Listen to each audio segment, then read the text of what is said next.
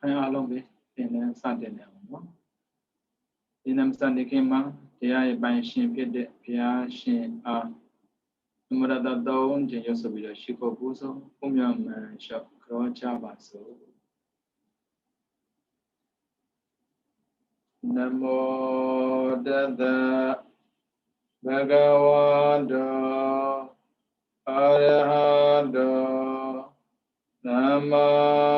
သမ္ဗုဒ္ဓတ္တနမောတတဘဂဝတောအရဟတောသမ္မာသမ္ဗုဒ္ဓတ္တနမောတတဘဂဝတောအရဟတောသမ္မာသမ္ဗုဒ္ဓတ္တ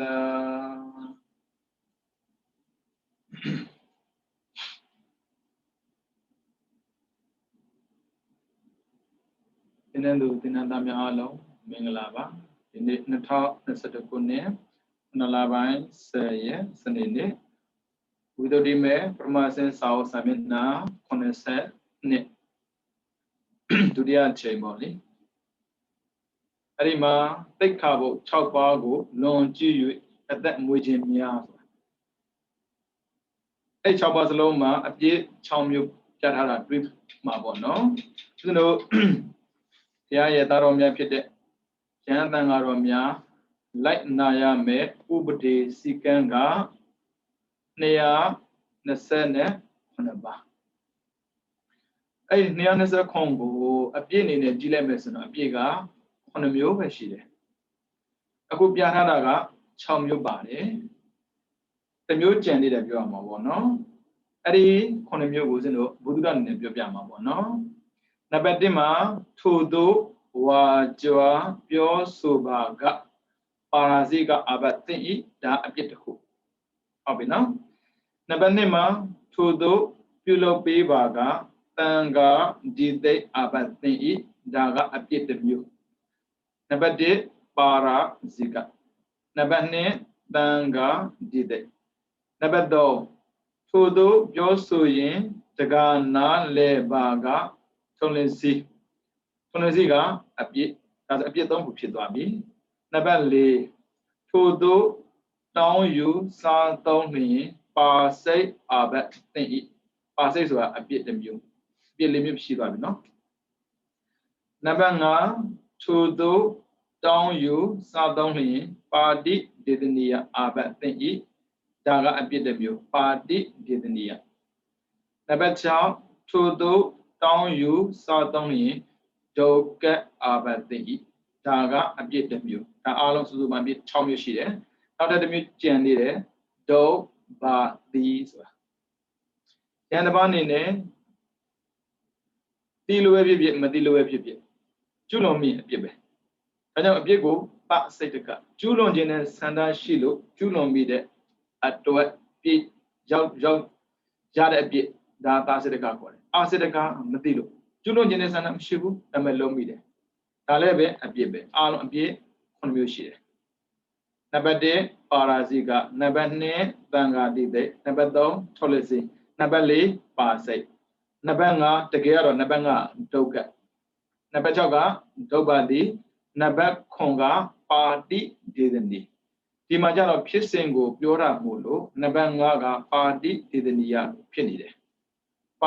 အပြည့်အစင်လဲဆိုရင်1ပါရာဇိက2တန်ခါတိသိ3ထောလစီ4ပါစိတ်5ဒုက္ခ6ဒုဗ္ဗတိခွန်ပါတိဒေသနီအဲ့ဒီအပြည့်ကိုခွဲထုတ်လိုက်တဲ့ခါမှာပေါ့နော်2မျိုးရှိတယ်ဝရဏကံရယ်ဒေသနာကံရယ်ဝရဏကံဆိုတာကနံပါတ်1ပါရာဇိကတိ4မျိုးရှိတယ်အာဗြဟ္မစရိယသိက္ခာပုဒ်ကိုမကျွလွန်ရဘူးပြီးတော့အာဒိဏဒါနသိက္ခာပုဒ်ကိုမကျွလွန်ရဘူးပြီးရင်မုတာဝါဒသိက္ခာပုဒ်ကိုမကျွလွန်ရဘူးနောက်ဆုံးကတော့ကိုယ်မှာမတရားဖို့တရားဇန်တရားမရှိဘဲနဲ့ရှိတယ်လို့မပြောရဘူးအဲ့ဒီ4ချက်ကတစ်ချက်ကျွလွန်ရင်လူထွက်ဖို့ထွက်ရတယ်ဘာဖြစ်လို့လူထွက်ဖို့လိုအပ်တယ်လဲဆိုတော့မတရားဖို့တရားမရနိုင်တော့ ဇန်လည်းမရနိုင်တော့ဘူးတဲ့ဒါကနံပါတ်1အပြစ်ပေါ့နော်နံပါတ်2တန်ခါဒီသိတန်ခါဒီသိကြတော့တိမ်ထဲမှာဟိုတောင်းပန်ရတယ်ကိုကနေတာဒီနေ့အပြစ်ကျူးလွန်တယ်ဒီနေ့အပြစ်ကိုပြောကြားထားရင်အဲ့ဒီပြစ်ကို2ရက်3ရက်ကျင့်စရာမလိုဘူးဒါပေမဲ့မာနကြတော့6ရက်ကျင့်ရတယ်ဆိုလိုတာကအပြစ်ကိုကျူးလွန်ထားတဲ့ပုဂ္ဂိုလ်တယောက်အပြစ်ကင်းရှင်းဖို့အတွက်တောင်းပန်တဲ့အခါမှာယဟန်တန်ဃာတွေကျင့်တတ်အောင်အနည်းဆုံး6နှစ်ကျင့်ရတယ်ပြီးမှတန်ဃာအပါ20ရဲ့ရှေ့မှာတောင်းပန်ရတယ်အဲ့ဒီအပါ20ကခွင့်ပြုမှာအပြစ်ကင်းစင်တာဒါနံပါတ်2ပြည့်3 4 5 6ခေါ်ဖို့အားလုံး5မျိုးအာစိတ်ရဲ့ဒုက္ခရဲ့ဒုဗ္ဗန္တိရဲ့ပါတိတေတနိရဲ့ထုံးလဲစင်းရဲ့အဲ့ဒီအာဘအပြစ်5မျိုးကြတော့ဒေသနာခင်လို့ခေါ်တယ်ယဟန်တဘာဘာစီမှာအပြစ်ကိုဝန်ချတောင်းပန်နိုင်ရင်ကြောက်တယ်အဲ့ဒါကြောင့်ယဟန်ဖြစ်ပြီဆိုတာနဲ့ဒေသနာကြားကျင့်ရတယ်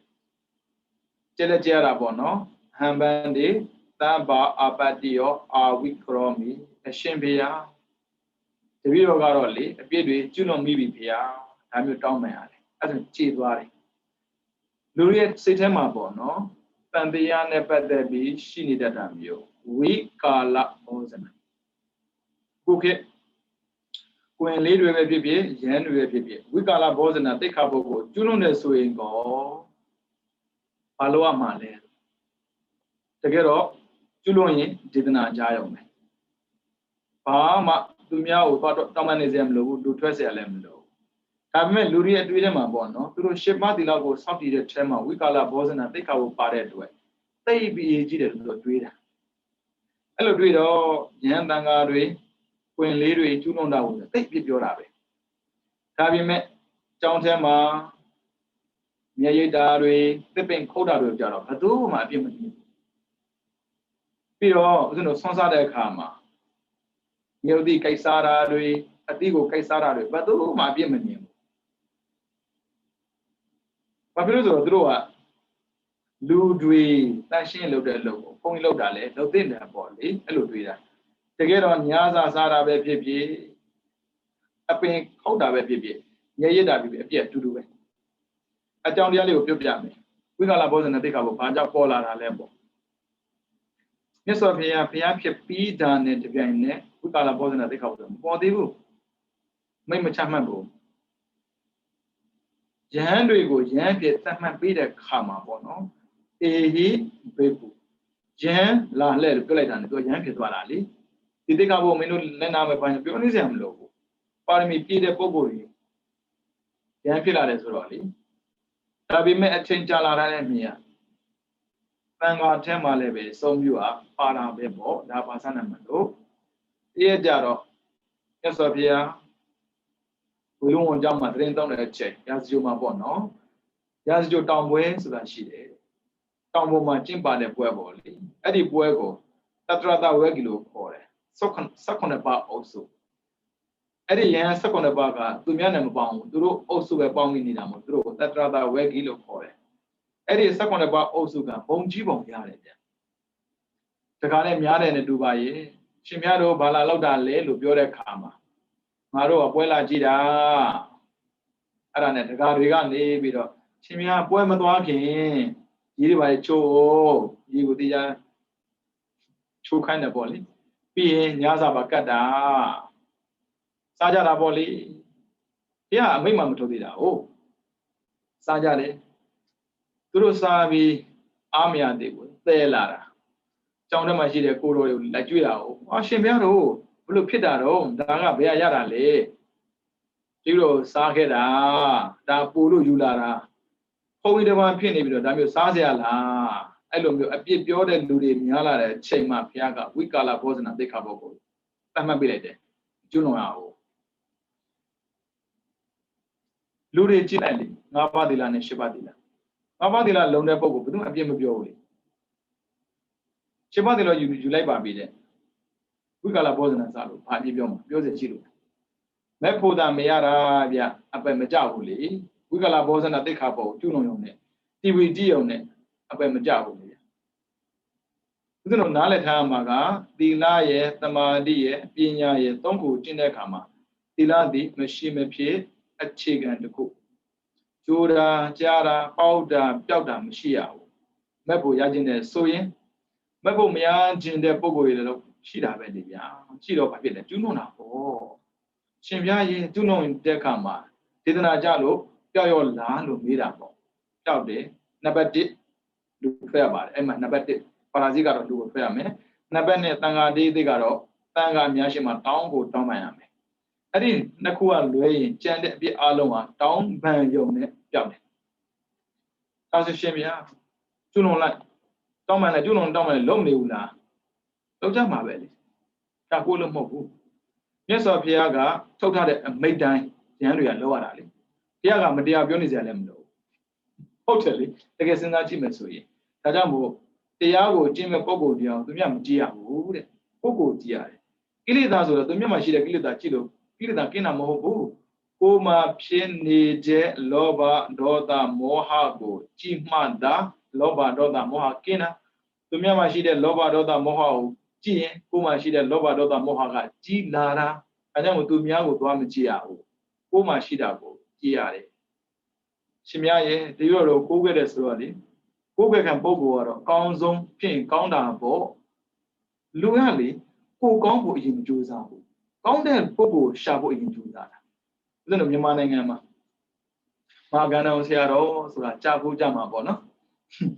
မဟာကန္တဆရာတော်ကြီးစီကိုတဲ့ဒကမာကြီးတယောက်လာလျှောက်တယ်တဲ့အရှင်ဘုရားတပည့်တော်လေသမဏဒါယကဖြစ်ချင်ပါတယ်ကိုရင်တစ်ပါးကိုရဟန်းဖြစ်ဥပိကျင်တယ်ပေါ့ဆရာတော်ကြတော့ဝန်တာတယ်ဟောကောင်းတဲ့ဓမ္မကြီးရဟန်းတန်ခါဆိုတာရှားတယ်ဒီလိုရှားတဲ့ပုံကိုယ်တွေကိုရှိအောင်လုပ်ပေးတာကျေစုသိမ့်များတာပေါ့ပြောလို့မဆုံးသေးဘူးသူ့မှာဒီမန်းလေးလာတယ်ရှင်ဘုရား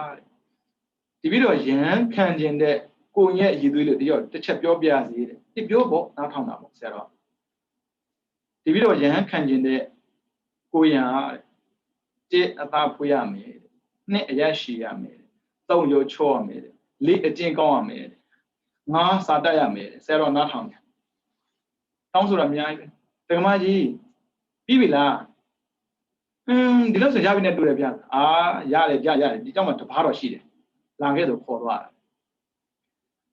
เจ้าမော်တက်သွားဒကမကြီးလိုအပ်ချက်နဲ့ပြည့်စုံတဲ့ပုံပေါ်တာဒါပါပဲဆိုတော့ရုပ်တုကြီးကိုထိုးပြတာလေဘုရားရုပ်တုကြီးကိုတောင်းဆိုချက်နဲ့ပြည့်မဲ့ပုံပေါ်ဆိုတာဘုရားပဲရှိတာလေဘုရားတော်မှာ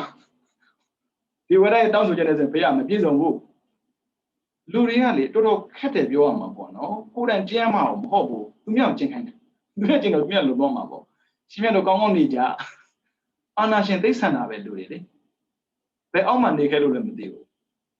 ဒီမန်မလုပ်ပါနဲ့တောင်းဆိုတာဘယ်တော့မှမလုပ်ပါနဲ့သူကျင့်နိုင်ကျင့်မှာဥဒ္ဒနာကြောင့်မခွင့်လေးရှိတယ်စောကျက်တော့စောဒါပေမဲ့စီကံတော့ခြားထားတာပေါ့နော်စောမဲ့နေအောင်သတ်မှတ်ပေးထားတယ်ပြောပြအောင်မယ်နေကြုံတာပေါ့နော်သူကစောတာကလေးဟိုဗျတခါကြီးလည်းမေတ္တာရက်ခံထားတဲ့ဘောပေါ့နော်ဦးဇင်းတို့ကျောင်းမှာမိတိုင်လေးတွေလူခံထားတာရှိတယ်အဲ့မိတိုင်မှာအတူရှင်နာမည်တွေထိုးထားတာပေါ့နော်ထားတာတိတဲ့တိုင်းပဲကိုယ်လေးဆိုစောတာဟုတ်ဗျစောမိတိုင်ကျိုးကုန်ရောကျိုးတော့နောက်တဲ့အစားထိုးရတာပေါ့ဗျာအစားထိုးတော့အရင်လှူထားတဲ့လူရှင်ကဖယ်လဲရတာလေတကယ်လို့များချိုကျဲပြီးသူကကြည့်တဲ့ကံရှင်ပြန်တို့လုံးမဲ့မိတိုင်ပဲမှာလဲဆိုမရှိတော့ဘူးရောမှာကလေးကစောမှာပေါ့ဒီမန်းရဲ့ဆယ်တော်တပါးလို့ပေါ့နော်ကွင်လေးတွေပွဲသွားတာကိုတခါရလျှောက်တယ်ရှင်ဗျာနေစဂီတာတိတ်ကဖို့နဲ့ညိတာမို့လို့မသိတော့ပါဘူးဖြစ်သူတို့ဘုရားလောင်းနေစော်တယ်လာပြောကြဖြစ်မှာပေါ့အဲဆယ်တော်ပြောတယ်ကလေးတွေကြည့်ပါစေငါတို့ကိုကြည့်လိုက်ဝိုးနဲ့ထမ်းပြီးပွဲကြည့်ပါလာလျှောက်မလိုက်ဘူးငယ်စဉ်ကာလကကျွလုံကကျွလုံလိမ့်မယ်ကိစ္စမရှိဘူးအသက်ကြီးလိုက်ရင်သူ့ထိန်သွားလိမ့်မယ်အခုလို့ဆိုတော့ရှင်ပြရဲ့ကလေးတွေဒီလိုလှုပ်เสียရလားပေါ့မှန်တယ်မိဘတွေရဲ့အုပ်ချုပ်မှုအောက်မှာရှိနေတဲ့သာသမီကောင်းချင်မှကောင်းနေမယ် ဒါပေမဲ့သံဃာတွေရဲ့အုပ်ချုပ်မှုအောက်မှာနေတဲ့ယံကောင်းကိုကောင်းလာတယ်ဘာဖြစ်လို့ဒီလိုစာရေးတင်းနေလေသူသိလာတယ်ငါကျူးလွန်တာမှားနေပဲငါကျူးလွန်တာမှားနေပဲသူမြတ်သင်ပေးစရာမလိုသူ့သူသိသွားတာဒါကသင်တဲ့စာကိုကသူ့ကိုလမ်းကြောင်းပေးတာမဟုတ်လို့လူတွေသင်တဲ့စာလမ်းကြောင်းမပေးဘူးလေအဲကြောင့်စောဆရာတော်ဥစ္စာတာရာပြုံးတာလည်းဒီတိုင်းပဲမင်းကုန်းဆရာတော်ကြီးယဟန်တွေအခုပြောစရာများလာတာလေသူတွေကဘုန်းကြီးဆိုရင်ဝတ္ထုသူမခံရဘူးမကန်ရဘူးရှင်းမလို့ပြုတ်ပြရမှာဒါဒီမှာအပြစ်တွေပါတာဝတ္ထုကိုကန်ရင်နံပါတ်4ထဲမှာပါပါတယ်ကြည့်လိုက်ပါစိတ်ဆိုတာပါစိတ်က2မျိုးရှိတယ်နေတိကိပါစိတ်ရယ်သုဒ္ဓပါစိတ်ရယ်ညာစာစားတာပဲဖြစ်ဖြစ်သစ်ပင်ခုတ်တာပဲဖြစ်ဖြစ်အဲ့ဒါကသုဒ္ဓပါစိတ်ဒေသနာကြားယုံနဲ့ပြောက်တယ်ဒါပေမဲ့ပိုက်ဆံလှူခံတဲ့ပေါ့ဗျာရှင်းပြောမယ်ဆိုတော့ပိုက်ဆံလှူခံရင်ဒေသနာကြောင်းလည်းမပြောက်ဘူးအဲ့ပိုက်ဆံကဆွန့်ပြရတာလုံးဝဆွန့်ပြတာဒီပိုက်ဆံနဲ့ပတ်သက်ပြီးဘာမှတော့ဖုန်းရပိုက်ဆံလှူခံလို့မရဘူးလေဦးဇင်းတော်နဝကမ္မနဝဆိုတာအစ်စ်ကမ္မကအလုံးနောက်ထပ်အခြားဟာတစ်ခုလို့ဖို့တာလှူတာပိုက်ဆံလှူတာမဟုတ်ဘူးဒါပေမဲ့မင်းငုံဆယ်တော်ကြီးပြောတဲ့စကားလေးသဘောကျစရာပေါ့နော်အေးပေါ့လေကိုကလည်းလှူခံဆိုတော့လေသဘောကျစရာလို့ပြောမှာပေါ့ရှင်းပြတော့အဲ့လိုပြောကြမှာဟုတ်မင်းငုံဆယ်တော်ကြီးရဲ့သူကဗမာနိုင်ငံမှာတိပိဋကဆိုအရင်ကတိတ်မများဘူးအဲ့မှာပူဇော်ဝဲလောက်တာဟုတ်ရန်ကုန်မှာပင်စာနိကေကျောင်းဆိုတာရှိတယ်အဲ့ဒီကျောင်းမှာပူဇော်ဝဲလောက်တယ်ဒီဆောင်းဝအောင်တဲ့ပုဂ္ဂိုလ်တွေပေါ့လေမင်းကဆရာတော်လည်းပါတာဟုတ်ဟောတာပြီးတဲ့တော့သူပါတာဆိုဆရာတော်ကြီးတစ်ပါးပြောတယ်တဲ့တကားတွေကိုတကားတို့ကိုရင်တွေဦးစင်းတွေကိုမအပ်ဆက်တဲ့ပိုက်ဆံလုံးဝမလှူနဲ့အပ်ဆက်တဲ့ပစ္စည်းပဲလှူဟောတာရှေ့ကပေးတော့ရှိသေးတယ်နောက်ကမင်းကဆရာတော်ကြီးကချက်ချင်းထောက်တာတကားတွေဦးစင်းတွေကိုရင်တွေပိုက်ဆံများများသားလှူဆရာတော်နဲ့ပါမတူဘာဖြစ်လို့လဲဗျာရှေ့ကဆရာတော်ကမလှူနဲ့ပြောတာဒါဘုရားရဲ့တိတ်ခါဝင်နဲ့မညူးလားဗျာရှင်ပြပါဒီပိဋကဆရာတော်ဖြစ်ပြီးတော့ဘာဖြစ်လို့လှူပါပြောတာလေငါပြောပြမယ်ငါမင်းကုန်းမှာနေတာမင်းကုန်းကနေပြီးတော့မန္တလေးစိတ်ကံကိုလာရတယ်လေသူကစလာတင်တာလာတက်တာပေါ့နော်မန္တလေးမှာလာတက်ရတာလေမင်းကုန်းမှာနေတဲ့ဘုန်းကြီးမို့လို့မင်းကုန်းကလေကငါ့ကိုအလကားပေးရင်ပေးလိုက်မယ်ဒါပေမဲ့တဲ့အဲ့ဒီစိတ်ကန်းကနေပြီးတော့ငါစိတ်ကငှားရတယ်တဲ့ဘယ်သူမှအလကားမပေးဘူးတဲ့10ပြားပေးရတယ်တဲ့စာတင်လို့ပြီးပြန်လာတဲ့အခါမှာလည်း10ပြားပေးရတယ်တနေ့မှပြား20ကုန်တယ်တဲ့ပိုက်ဆံသုံးခဲ့ရတာတိပိဋကဖြစ်လာတာဘာကြောင့်မင်းတို့သိမှာပေါ့မင်းတို့ကတိပိဋကဖြစ်မှလာကြည့်တာလေငါပိုက်ဆံနဲ့ရင်းပြီးတော့ပညာကိုသင်ခဲ့ရတာတဲ့အခုငါပညာတတ်သွားပြီတဲ့ပိုက်ဆံမသုံးဘူးကိစ္စမရှိဘူးပညာရဖို့အတွက်အထက်ရောက်ဖို့အတွက်ဆိုတော့ပိုက်ဆံသုံးသိရင်သုံးရမှာပဲပေးတာပေးတစ်ချိန်ကျရင်သူ့အပြစ်ကိုကင်းစင်အောင်ကြိုးစားလိုက်မယ်ဟောကောင်းလိုက်တာဆရာတော်ကြီးတွေကမတားတဲ့အရာတွေကိုတကားတွေကလေဘုန်းကြီးစင်ပစ္စည်းအဲ့လိုဟုတ်တယ်လေမဟုတ်ကောက်ဘသူကအလကားပေးစီမှာတော့ဗမာနိုင်ငံမှာဘယ်ကားမှလည်းကမရဘူးဟုတ်ကိုမန်းလေးသွားခြင်းလေဘုန်းကြီးကအလိုက်ရသွားခြင်းဘာလို့မန်းလေးကစာသင်ရတာလေသူတို့အိမ်ကစာသင်ပေးမှာလားဘယ်ကားမှလည်းကမတင်ဘူးအဲ့ဒါကြောင့်ဦးဇင်းတို့ခေတ်ကာလရပေါ့နော်နားလည်ပေးရတယ်ပြီးတော့ဦးဇင်းတို့သင်္ကန်းပြသွားတဲ့အခါမှာဘယ်လေးရဲ့အလကားခေါ်မှာတော့သူတို့ပဲဒေါက်တာဘွဲ့အသေးအတန်လိုချင်နေကြတာလေတခါတော့ငါတို့ဘုန်းကြီးဒေါက်တာငါတို့ဘုန်းကြီးဒေါက်တာဆိုလည်းကရလာတာမဟုတ်ဘူးလေသူများနိုင်ငံမှာငွေသုံးတာတက်မဟုတ်ဘူးသူမင်းကိုယ်တိုင်ချက်ခဲ့ရတာသူတို့ကိုယ်ကနေဘုန်းကြီးပဲလေဒါကြောင့်နားလည်ဖို့ပြောတာပါဘယ်မှဒီမန်မလုပ်နဲ့ရှင်မြတ်ဒါလေးလုပ်ပေးပါသူသားတော်အဲ့လိုခိုင်းလို့မရဘူးဘုန်းကြီးအဲ့လိုလာပြောစရာမလိုဘူးလေနာတော့မနာနဲ့နော်သိကျင်တဲ့လူတွေရှိတော့ပြောပြတာအပြစ်မှာ2မျိုးရှိတယ်ကူးစားလို့ရတဲ့အပြစ်ရယ်ကူးစားလို့မရတဲ့အပြစ်ရယ်ဖះကကူးစားလို့ရတဲ့အပြစ်ကိုကူးစားဖို့လည်းပြောခဲ့တာဒါကိုဖះမတရားဘူးပြောလို့မရဘူးလေရှောင်လို့ရတယ်အသက်ကြီးလိုက်ဆိုပါစို့ခုဒီနေတကာသွားတဲ့အခါမှာလိုအပ်တယ်ဗျဦးဇင်းတို့ကိုယ်တိုင်ကြုံဘူးတယ်ပထမဆုံးသွားတာကသာသနာမန်တိုင်းအခုမှစာသင်တန်းကိုဦးဇင်းတို့ရွေးတဲ့အခါမှာပေါ့နော်နံပါတ်1စာချပုံကြီးကောင်းရှိရမယ်ဒါစာသင်တန်းလိုအပ်ချက်ပဲပြီးတော့နံပါတ်2ကိုယ့်အတွက်အစားအသောက်ရာသီဥတုကောင်းရမယ် ဒါလည်းရွေးရတာပဲမရွေးလို့မရဘူးလေတင်နာတနံပြီးဥဒ္ဓဘောဇနံပြီးဘုရားဟောတယ်မှာပါတာပဲလေဦးဇင်းတို့ဘကိုးကနေတော့မော်လမြိုင်ပြောင်းတယ်ဘယ်သူမှလည်းကားမခေါ်ဘူးတစ်တိုင်ထမ်းပြီးတော့ယထာစီရတယ်ပတ်စံပေးရတာပဲပမာနိုင်ငံမှာနော်ပြီးတော့မုဒ္ဓမနေပြီးတော့အခုလိုဒါမရှိဘူးဆက်စီရတယ်ဟိုအသေးတန်တစ်တာထိုင်းပြီးတော့လေဘုံကြီးတန်မဲ့ပြေးရတာဘယ်သူမှပူဇော်ပြီးတော့ထိုင်းပြီးတော့ခေါ်မသွားဘူးဒီလိုမျိုးရှင်တန်ခဲ့ရတာစံနေနဲ့ရောက်တယ်နေမကောင်းဘူးစံနေနဲ့ပဲကူပေးနိုင်တယ်ဗျဒီတော့တန်ကများတာဟုတ်ကိုယ်ပစံနဲ့ကိုယ်ပဲကိုခုတ်ကိုစိတ်ကန်သွားပဲအဲ့လိုဒီလိုနေခဲ့လို့ဒီလိုဖြစ်လာတာလေဒါကြောင့်မို့ကိုကလေတင်းတလောက်သိအောင်ကြိုးစားပါပြောကျင်တဲ့အတိုင်းလည်းမပြောမိဘူးကြည့်ပါတယ်တချို့မေးတာရှိပါသေးတယ်ကားမောင်းတဲ့ဘုံကြီးတွေဆိုင်ကယ်စီးတဲ့ဘုံကြီးတွေကြတော့ဘယ်လိုလုပ်မလဲကားမောင်းပို့ရင်တော့ကောင်းတာပေါ့အပြည့်ရှိလားမရှိလားဥစဉ်မပြောလို့ဘူးဘာလို့ဘုရားလက်ထက်ကကားလည်းမရှိဘူးဆိုင်ကယ်လည်းမရှိဘူးလေဟုတ်တယ်လေတချို့နေရာဒေသတွေမှာဥစဉ်စာနာတယ်ဗျာရွာနဲ့အကြောင်းကအဝေးကြီးရှင်ဘုရားရေကုန်းချောင်းကြွပါလားတန်ခါဘယ်နှပါကြံပါလဲတရားတရားနဲ့ဝတ်တဲ့လူရှားလာပြီနော်ပြောတော့သာသနာမှာတန်ခါပါနေပြီဆိုတချို့ဟာကြီးကြတော့ဒါဘုရားပြောတာတော့မဟုတ်ပါဘူးဦးဇင်းတို့နားလည်ပေးရတာဟိပေါ့နော်နားလည်တော့ပေးရမှာပဲဒီတော့ဝိရနေရမှာတော့စပိနဲ့သွားမှာပဲသူတို့ရသွားဖို့မှာလားပို့မယ်ဆိုတော့ကိစ္စမရှိဘူးယူရတာမဟုတ်ဘူးနော်နားလည်အောင်ပြောတာခုနဒကမကြီးတို့ဘာဖြစ်ရမယ်အရာရှိရမယ်ရောအချောရမယ်စားတော်ရမယ်အကျင့်ကောင်းရမယ်မျိုးသွားလို့မယ်ဆိုတော့တပားပဲရှိရတာဖျားပဲရှိတယ်အဲဒါကြောင့်ဒီမှာပြည့်တယ်နဲ့ပတ်သက်ပြောတဲ့ခါမှာပေါ့နော်ဦးဇင်းတော်ကစာတိုင်းသင်ရတာပေါ့လောကမှာတွေးနေမြင်နေပါလိမ့်မယ်မယောမီးစေနဲ့ကိုကိုကွယ်တဲ့ဘုန်းကြီးတွေရှိပါလိမ့်မယ်မတောင်းဆိုမိပါစေနဲ့ဒါပဲကိုကကိုတို့ဖြစ်ချင်တာမလားအဲ့ဒါကိုတို့ဖြစ်ပြီးတော့လေရှင်ပြားဗာလေးလုပ်ပေးပါလားညာလေးလုပ်ပေးပါလားပြောစရာမလိုသူတို့ရှာလိုက်မယ်သစ္စာလေးပါသူတို့ရှာလိုက်မယ်သစ္စာလေးပါကိုကိုရှာပါနားလည်အောင်ပြောပြတာပါသင်ပေးတာဘုန်းကြီးဆိုတော့လေဘုန်းကြီးဘက်ကကာဘာလို့ပြောတယ်ထင်မှာမယုံရင်စမ်းကြည့်လိုက်တော်တော်ခက်ခဲသွားပြီဦးဇင်းတို့ခေတ်ကလို့ပေါ့နော်စာပေလိုချင်တဲ့ပုဂ္ဂိုလ်တော်တော်ရှားသွားပြီဗျာဟုတ်ဘူးအခုဦးဇင်းတို့ကြုံနေရပြီကိုရင်တစ်ပါးကိုမွေးဖို့မလွယ်တော့ဘူးအဲ့လိုခက်ခဲတဲ့ကြားထဲမှာစီကံများတဲ့ဆိုရင်တော့ပြက်ကုန်မှာပေါ့ဗျာဒါကြောင့်မို့ဆရာတော်ဦးဇရတရာပြုံးတာမင်းကဆရာတော်ကြီးမြားတယ်လို့မြားနဲ့မြားမှာပဲနားလည်းဖို့ပြောပြတာပါနော်အဲဟုတ်ပြီအပြည့်6ပါအားလုံး9ပါနော်ဒီမှာတော့ကြုံတွေ့ရတဲ့အတွေ့အကြုံနဲ့ပတ်သက်ပြီးဖြစ်တဲ့အပြည့်ကိုသူပြောပြတာယဟန်အားလုံးလိုက်နာရမယ်စီကံက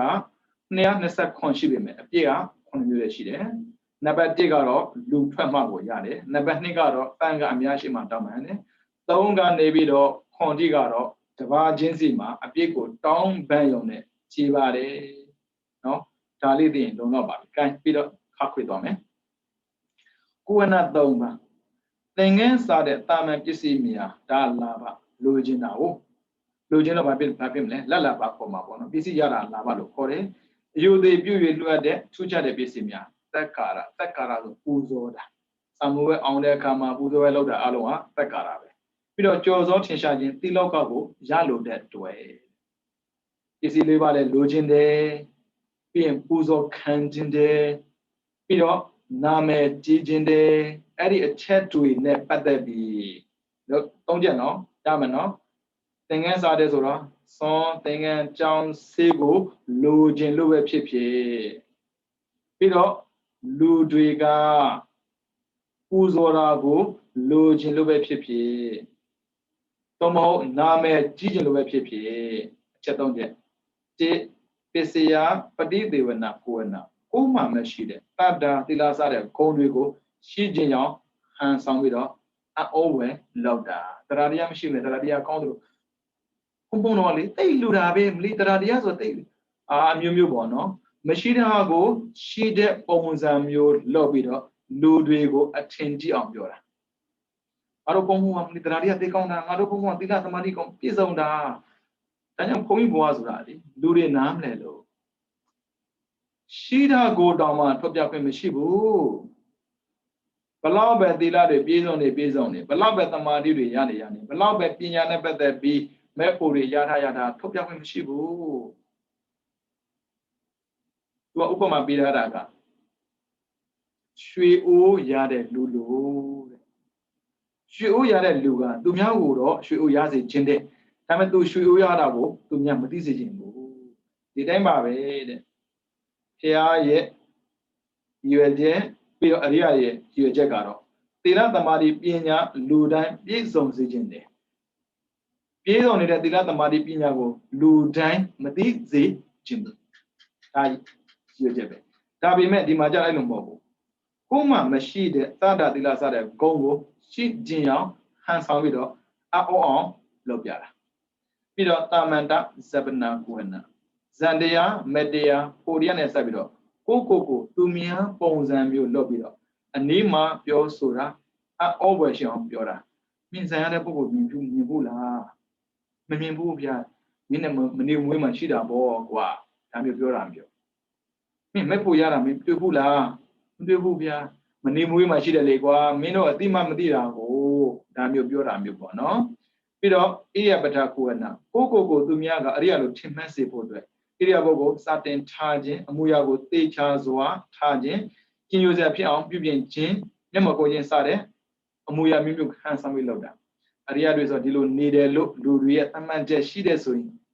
လူတွေထင်ကြည့်အောင်အရိယာပုံစံနေကြတာဟန်ဒီနေလေဩဘုန်းကြီးဆိုတာကဘုရားပြောတဲ့ဥပဒေကိုသာလိုက်နာရတာလူတွေထင်ကြည့်အောင်ဟန်လို့တာမဟုတ်ပါဘူးเนาะအဲ့ဒါကြောင့်ဘုံကျင့်ခြင်းနဲ့ဆန္ဒနဲ့ကိုယ်မှမရှိတဲ့သီလသမာဓိပညာကိုလည်းထုံမပြပါနဲ့ကိုယ်မှမရှိတဲ့ဇံမဲ့ဖို့ကိုလည်းပဲအောစရာကောင်းပြောမပြပါနဲ့ပြီးတော့ကိုယ်မှမရှိတဲ့သီလသမာဓိပညာမဲ့ဖို့တရားတွေကိုလည်းပဲကိုယ်မှရှိတရားအောင်သိစေဖို့အမူအရာတွေပြုပြင်တာတရားဖို့တွေပြုပြင်တာမျိုးမလုပ်ပါနဲ့နေစရာတိုင်းနေလိုက်ရအောင်ပဲเนาะဒါကိုယ်နဲ့3ပါဒါ84ကမေးဖို့တယ်เนาะပြီးတော့လပနာစသည်73ပါသင်္ကန်းစတဲ့တာမန်ပစ္စည်းများအယုသေးပြုပြီးလူအပ်တဲ့ထူးခြားတဲ့ပစ္စည်းများကြော်စောထင်ရှားခြင်းစတဲ့အရာတွေကိုလိုချင်တဲ့တွဲတစ်လပနာမေးပြီးပြန်ကြားပြောဆိုခြင်းဒီလိုမေးတယ်ပြီးရင်ဒီလိုပြောတဲ့စကားကိုဟိုဘက်သွားပြောပြီးတယ်ဒါမျိုးလုပ်တာပြီးတော့အာလပနာလူမွေးနဲ့စတဲ့စကားကိုရှေးဦးစွာတင်ကြိုးတော့ပြောဆိုတယ်ဘုန်းကြီးဆိုတာလူမွေးနဲ့ပတ်သက်တဲ့စကားပြောလို့မရဘူးဒါပေမဲ့သူများမပြောခင်သူကနေတော့ကျုပ်တိုင်းဘလို့သိပြီလားဘလို့လေးဘသူသားပေါ့ဘသူသမီးပေါ့ဒါမျိုးပေါ့နော်ပြီးတော့တာလပနာလုံးစွာအဖန်ဖန်ထပ်ပြောဆိုခြင်းမပြောသင့်တဲ့စကားကိုထပ်ပြောတာမျိုးပေါ့နော်ပြီးတော့အောင်လပနာလည်းမြောက်ပြီးပြောဆိုတာထေးပေါ့သူကတထေးလေလှိတကြီးလေဘင်းလေသူကတကြီးလေအဲ့လိုမျိုးမြောက်ပိတ်ပြီးပြောတာအကြောင်းတကာကြီးပေါ့ကျောင်းတကာမလို့ကျောင်းတကာပြောတာကိစ္စမရှိဘူးကျောင်းတကာမဟုတ်ပဲနဲ့မြောက်ပိတ်ပြီးတော့ကျောင်းတကာဖြစ်စေခြင်းလို့ပြောတာမျိုးဒါမျိုးမလုပ်ရဘူးတဲ့ပြီးတော့သမုလပနာလွန်ကဲမြောက်ပိတ်ပြီးပြောဆိုတာအလွန်အကျွံပြောတာမျိုးပေါ့နော်ပြီးတော့ဩနဟနာမလူပဲမနေနဲ့အောင်အဆက်ဆက်ကြည့်လို့ပြီးပြောဆိုခြင်းမင်းတို့မွဲတာနဲ့မနေသေးခက်တယ်မင်းတို့ကောင်းလေးမလူလို့မွဲနေတာထောင်မှအခုမလူသေးဘူးလားထပ်မွဲမှာပေါ့အဲ့လိုအဲ့ဆိုမထူအောင်လေလို့မှာအဲ့မျိုးပြီးတော့သမုဏဟနာတဲ့လွန်ကဲစွာချစ်တော်ပြောဆိုခြင်းမလူပဲကိုနေလို့မရတော့ဘူးရလက်ထက်ကလေဘုန်းကြီးဘွဲတော်မေ့နေပြီဘုန်းကြီးတပါးဖျားကိုဘိက္ခုနီတပါးကနေပြီးတော့သင်္ကန်းလှူတာလေပုပ်ကလုံးထင်းတယ်ဒီသမီးကအဲ့ဒါနဲ့လေစွတ်တရုတ်သွားပြီးတော့လူခံတာမင်းတို့ကလေတရားကြတော့လူကြတယ်နော်ငါတို့ကြမလူငါတို့လူလို့မှမထင်တာငါတို့လည်းလူခံတတ်ပါတယ်နောက်ဆုံးလေဘိက္ခုနီကသူ့မှာဝတ်ထားတဲ့သင်္ကန်းချုပ်ပြီးလူခဲ့ရတာဟိုကဘိညာဉ်နဲ့ပြန်တော့တော်သေးတာပေါ့လမ်းမှာလျှောက်သွားပြဿနာကြီးကျယ်တယ်မှာဒါကြောင့်ဖေကဘိက္ခုနီမှာလုံးဝလူမခံရဘူးတချို့ရှိတယ်လူချင်းပေါ့ဆိုတော့မရဘူးမရမကလူအောင်မပြောတာပြီးတော့အောက်ကာစနာတဲ့မြောက်ပင်ချီကျူပြီးပြောဆိုတာတဲ့မဟုတ်မဟတ်ပေါ့လေသမုတ်ကာစနာတဲ့လွန်စွာမြောက်ပင်ချီကျူပြောဆိုတာအနုပိယဘာနိတာအမှန်တရားကိုမငဲ့ကွဲပဲနဲ့ချစ်စရာကောင်းတဲ့စကားကိုအဖန်ထက်ထက်ပြောကြတာမှားတဲ့စကားတွေဒါပေမဲ့ နားထောင်လို့ကောင်းအောင်လောက်ကြံပြီးပြောတာမျိုးပေါ့နော်ပြီးတော့စာတို့ကမြတ်တာလူတကာတို့ချစ်ခင်မြတ်နိုးကြည်ညိုစေရန်ရည်ရွယ်ပြီးတော့ကိုနှိမ့်ချပြီးဟုတ်ကဲ့ဘုရားစသည်ဖြင့်နှိမ့်ချပြောတာရှင်ဘုရားနားလဲလားဟုတ်ကဲ့တကားဘုံနားလဲတာပေါ့ရှင်ဘုရားရေဘုရားမလို့ပါဘူးတော်ခက်ပါလေဟုတ်မလားဒါပေမဲ့ဗျာတို့ပြောတာရှိတယ်လေကျုပ်တို့ကဗျာအဲ့မျိုးပြောတာရှိတယ်ဒါတော့သူကနှိမ့်ချပြောတာမဟုတ်လေကိုနန်စားသုံးတာမျိုးပေါ့နော်ရှိတယ်လောကမှာမလို့မသိကျင်တယ်ပေါ့နော်မောကတပြတာပဲ့နာဟွင်းအလားအမှန်နေပြီးတော့အမှားများတဲ့စကားကိုပြောတာဘုံကြီးဆိုတာလေမူသားပြောခွင့်ရှိတယ်တော့မဟုတ်ပါဘူးသစ္စာတရားမပြောဘူးဆိုနေမှာလေအမှားပြောခွင့်မရှိဘူး300သစ္စာကိုပြောရတယ်မပြောဘူးလားအဲ့အမှားတော့မပြောနဲ့အဲ့ဘုံကြီးလိုပဲလေပြီးတော့ပါရိဗတ္တယတာကလေးထိန်းတယ်လို့ကလေးငယ်တွေကိုချီဖို့ထိကြောင်းပြီးတော့ယူရချော့မော့နေတာအေးရမင်းတအေးမိလောက်ရမျိုးပေါ့နော်အဲ့မျိုးမလောက်ရဘူးတဲ့ဒါတွေကနော်ဒါဘုန်းကြီးတွေကိုဘုရားကတားတာဘာဖြစ်လို့ဒါမျိုးလောက်ခွင့်မပေးတာလဲလူရဲ့စိတ်ထဲမှာအရင်ကလေဘုရားတရားသံဃာယနာသုံးပါးကိုယုံကြည်လို့လှူဒန်းပေးကမ်းနေတာမှန်ပေမဲ့ဒါမျိုးလောက်တာများလိုက်ရင်လေလှူဒန်းပေးကမ်းတဲ့ထဲမှာတတ္တတရားဆိုတာတဲ့ခင်မင်မှုတွေပါလာတယ်အာနာမှုတွေပါလာတယ်မပင်လို့မဖြစ်ဘူးလေဒီဘုရင်ငါနဲ့ယဉ်နှိတာကိုမပင်ရင်ဘယ်ကောင်းမလဲမပင်ငါတို့အပြစ်ပြောခံရမှာစသည်ဖြင့်ဘတော့မှမလုပ်နဲ့အဲ့ဒါလောက်တာလူတွေတတ္တတရားပြတ်သွားတယ်တတ္တပြတ်သွားရင်ကုသိုလ်မဖြစ်ဘူးဘယ်နဲ့ပြကုသိုလ်စာတတ္တလေအာသောဗနာစေတသိက်ရှိတယ်သောဗနာစေတသိက်ရှိတယ်အကုသိုလ်စေတသိက်ရယ်ကုသိုလ်စေတသိက်ပေါ့နော်သောဗနာက25လုံးရှိတယ်19ရယ်3ရယ်2ရယ်1ရယ်ဒါပြီးမှသင်ဖို့လည်းသိတာပေါ့နော်19အစတတ္တကုသိုလ်ကတတ္တတရားမရှိဘူးနဲ့ဖြစ်ကိုမဖြစ်ဘူးဒါပေမဲ့တတ္တတရားပြတ်သွားရင်ကုသိုလ်လုံးဝမဖြစ်တော့ဘူးလူမှုရေးဆန်လာတာအဲကြောင့်ကုသိုလ်လုပ်တာလူမှုရေးဘယ်တော့မှမဆန်နဲ့နိုင်ငံရေးလည်းမဆန်နဲ့ဘာသာရေးဆန်ဘာသာရေးဆိုတာကလောဘဒေါသမောဟကင်းစေဖို့လောဘဒေါသမောဟမကင်းဘူးဆိုရင်တော့မှသန္တရမှာဒုက္ခမရောက်စေဖို့ရည်ရွယ်ချက်နဲ့ဈာနာသီလဘာဝနာဆောက်ပြရမျိုးအဲ့လိုမိုဘိုင်းနဲ့လေအဲ့လိုမိုဘိုင်းနဲ့လေးပဲပြောကြပါဦးနော်အဲ့လိုပဲမှတ်ထားဖို့မျက်နှာ84ကာကြီး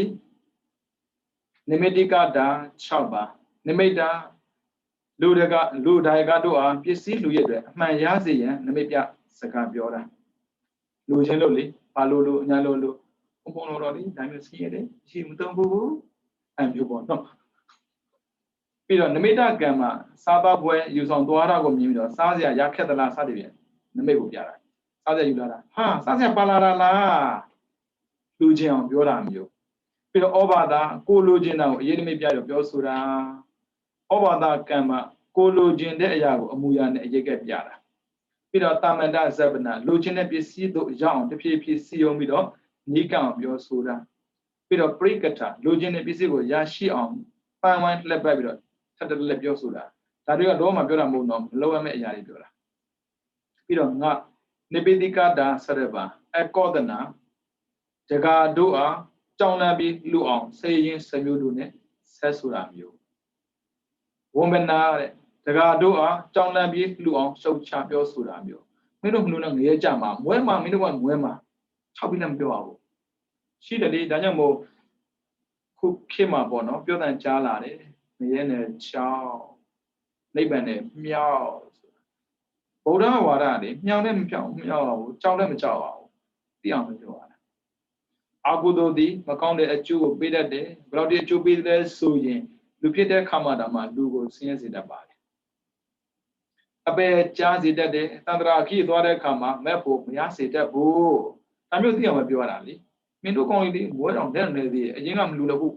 မွဲတာလေမလူလားထပ်မွဲမှာအဲ့လိုခြောက်တာလေအဲ့ဆိုမလူပဲမနေနိုင်ဘူးအဲကြောင့်ဘုန်းကြီးကမြောက်လည်းမမြောက်ဘူးခြောက်လည်းမခြောက်ဘူးပြီးတော့ဂရဏတကာတို့အားကြောင်းလန့်ပြီးလှူအောင်ကဲ့ရဲ့ဖြစ်တင်ပြောဆိုတာပြီးတော့ဂရဏတကာတို့အားကြောင်းလန့်ပြီးလှူအောင်ရှုပ်ချပြောဆိုတာပြီးတော့ပရိကထလူချင်းတဲ့ပစ္စည်းတို့ရအောင်တဖြည်းဖြည်းစီယုံပြီးတော့နိကံအောင်ပြောဆိုတာ ပြီးတော့ကစီကိုနေတာ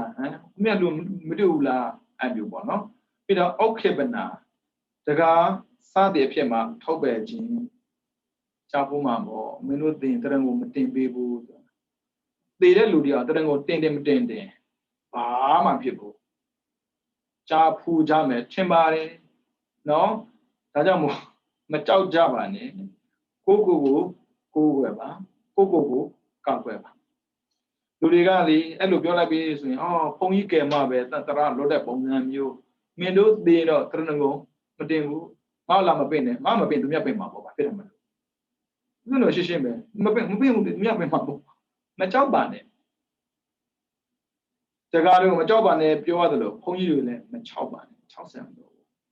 အမှန်ကိုမှန်တိုင်းရှိကိုရှင်းပြောရမှာပြီးတော့တော့မဟုတ်တယ်မလူပဲနေတာကိုမြင်တော့အလူရှင်ကြီးပဲရွက်တာလေ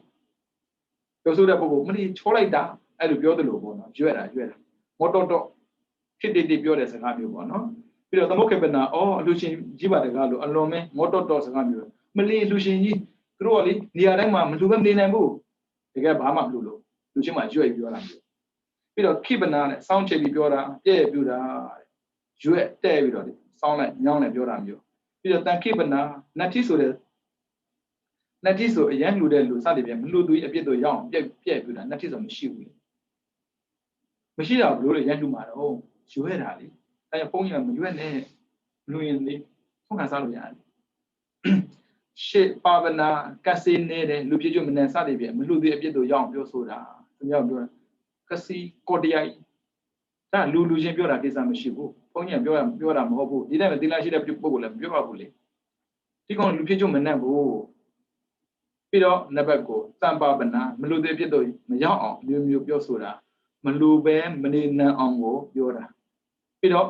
နံပါတ်10အဝနာဟာရိတာအရှက်ရပြီးတော့လှူလိုက်မယ်ဆိုတဲ့အလိုဆိုနဲ့ကျေးဇူးမဲ့အတွေ့အကြုံကိုရှာဖွေပြောဆိုပြီးတော့မကောင်းတဲ့နှင်းပြီးတော့ပြောဆိုတာဒီလိုမျိုးသိက္ခာကြားလိုက်ရင်ဒီလိုတော့ငါလှူမှာပဲဆိုတဲ့ရည်ရွယ်ချက်နဲ့သိက္ခာကြားအောင်ပြောတာမျိုးပေါ့နော်ပြီးတော့ပရပိဋိမန္တိကတာမျက်မှောက်ချိုးတာမျက်ွယ်အပြစ်ဆိုတာဒီရှိမှတော့ချိုးလို့တော့အလကားပါဒီတကားဘာဟုတ်ဘူးအမျိုးအပြစ်ပြောတာမျိုးပေါ့နော်လောကဘူးတဲ့ပြီးတော့စလုံးလာဘေနလာဘနိစီဂီဒနာတာသင်္ကန်းစားတဲ့တာမန်ပစ္စည်းများအယုတိပြုလို့လိုအပ်တဲ့ထူးခြားတဲ့ပစ္စည်းများ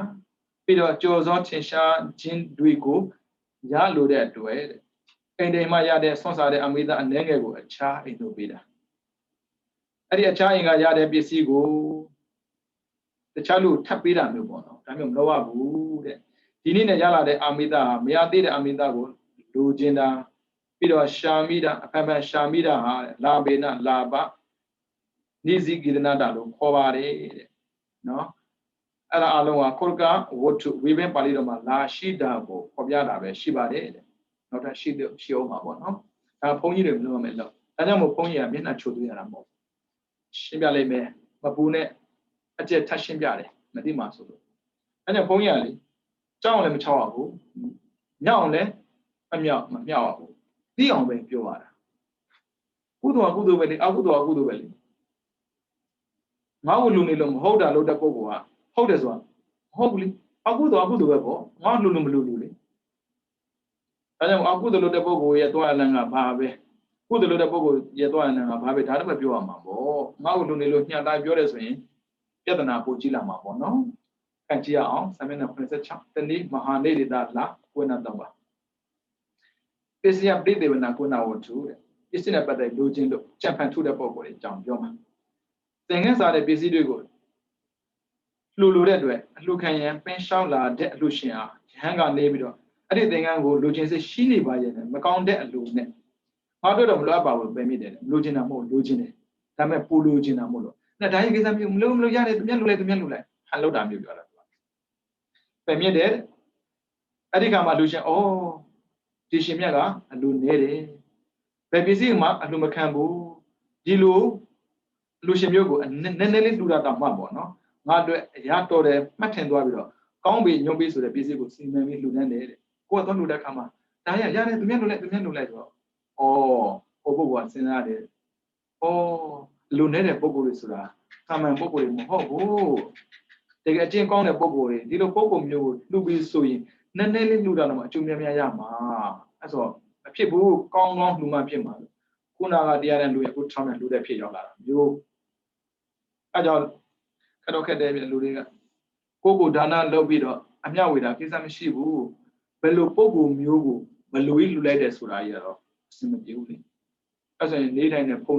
တရားချင်းချင်းခွဲတယ်လို့ပုံချင်းချင်းနဲ့ခွဲရကြမှာပေါ့နာမည်တက်တဲ့ဒကူကြီးဖေဟာဘေးနားမှာရှိတဲ့ဖေဟာဘယ်လိုမှမသွားတော့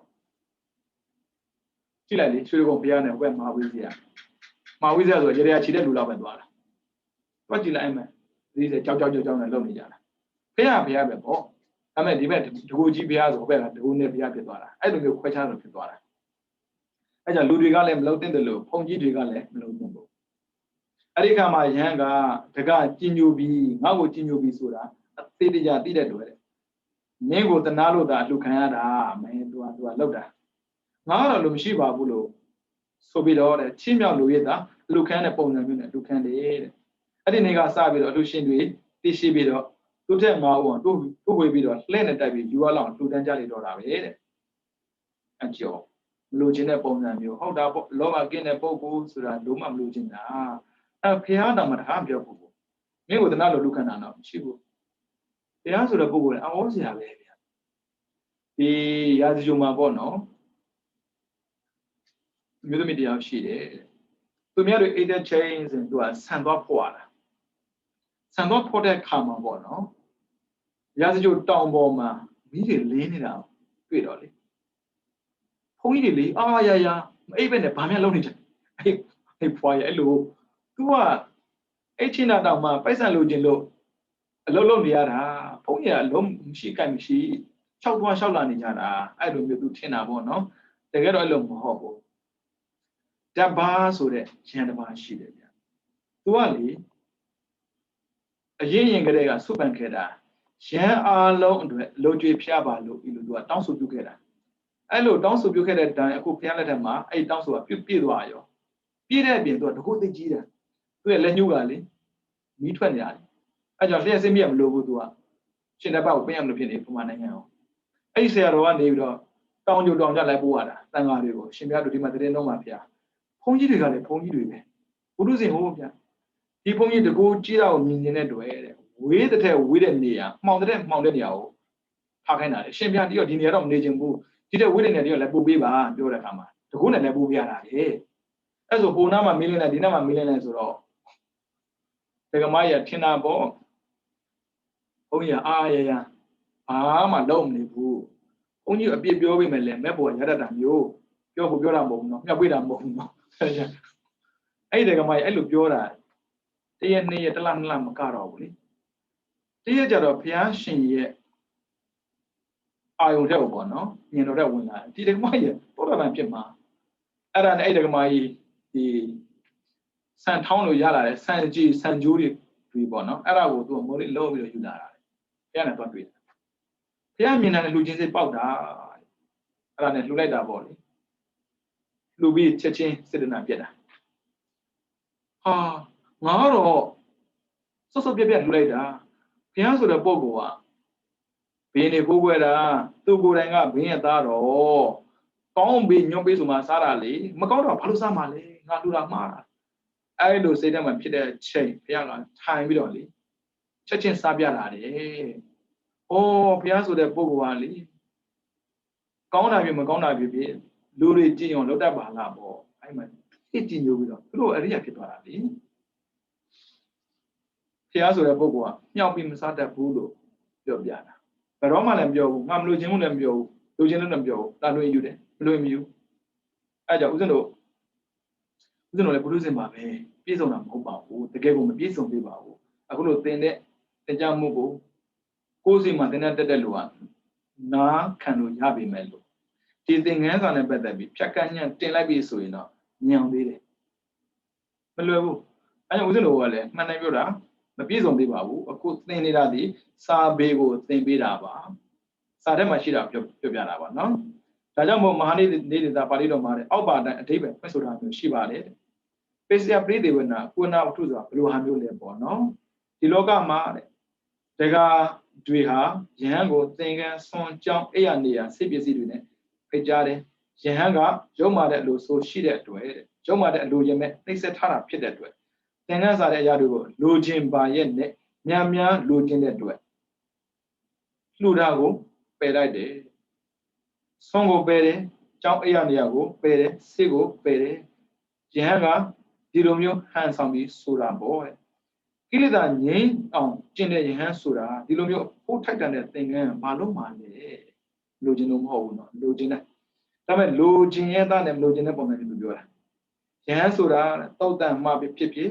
အမိုက်ပုံမှဖြစ်ဖြစ်ဇေနာမှာပဲဖြစ်ဖြစ်စုပ်ပြန်ဟောင်းကြီးအနားမရှိတဲ့အဝတ်တွေကိုကောက်ယူပြီးတော့သင်္ကန်းပြူပြီးတော့ဝုံယုံရတာမျိုးဒီလိုမျိုးဝုံယုံတာဟာတင့်တော်တယ်လျှောက်ပတ်တယ်ပေါ့ယဟန်ဆိုတာအဖို့တန်တဲ့ဆွန်းတဲ့ဘာလို့မှလဲယဟန်ဆိုတာဆွန်းခံလို့ရလာတဲ့တလုတ်တစ်ခဲဆွန်းတဲ့အသက်မွေးတာတင့်တော်တာပေါ့ယဟန်ဆိုတာအဖို့တန်တဲ့အကြောင်းနဲ့ဘာလို့မှလဲယဟန်ဆိုတာတင့်ပြောင်းမှနေလေရှိတာပဲဖြစ်ဖြစ်ဟင်းလင်းပြင်နေရာမှာနေလေရှိတာပဲဖြစ်ဖြစ်ဒီလိုမျိုးတစ်ပင်အောင်ဟင်းလင်းပြင်နေရာမှာနေတာတင့်တော်တာပေါ့ယဟန်ဆိုတာအဖို့တန်တဲ့ပြည့်စည်နဲ့ဘာလို့မှလဲစိပြည့်စည်နဲ့ယဟန်ဆိုတာနွားကျင်ရည်နဲ့ဖြစ်ဖြစ်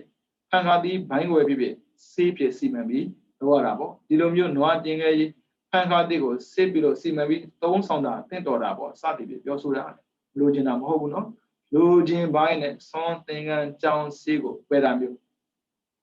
အဲ့လိုဆိုတဲ့ကိုယ်စကားကိုအကြောင်းပြီးတော့ခေါင်းပါယုံညံ့တဲ့သင်္ကန်းကိုဝယုံတယ်ကန်ကြည့်စွတ်စွတ်ပြက်ပြက်ဝပြတာခေါင်းပါယုံညံ့တဲ့ဆွမ်းကိုသုံးဆောင်တယ်မကောင်းတာကိုစားပြတာခေါင်းပါယုံညံ့တဲ့အကြောင်းမှနေထိုင်တယ်စုပ်ပြက်တဲ့အကြောင်းကိုနေပြတာခေါင်းပါယုံညံ့တဲ့စေးကိုမှီဝဲတယ်ဒီအောက်တဲ့စေးမျိုးကိုသုံးပြတာပေါ့နော်ဒီလိုမျိုးယုံညံ့တဲ့အယုံညံ့ကိုသာသုံးဆောင်တဲ့ယဟန်ကိုတက္ကတွေကနေတော့ဒီလိုမျိုးအတိမတ်ပြုကြတယ်တဲ့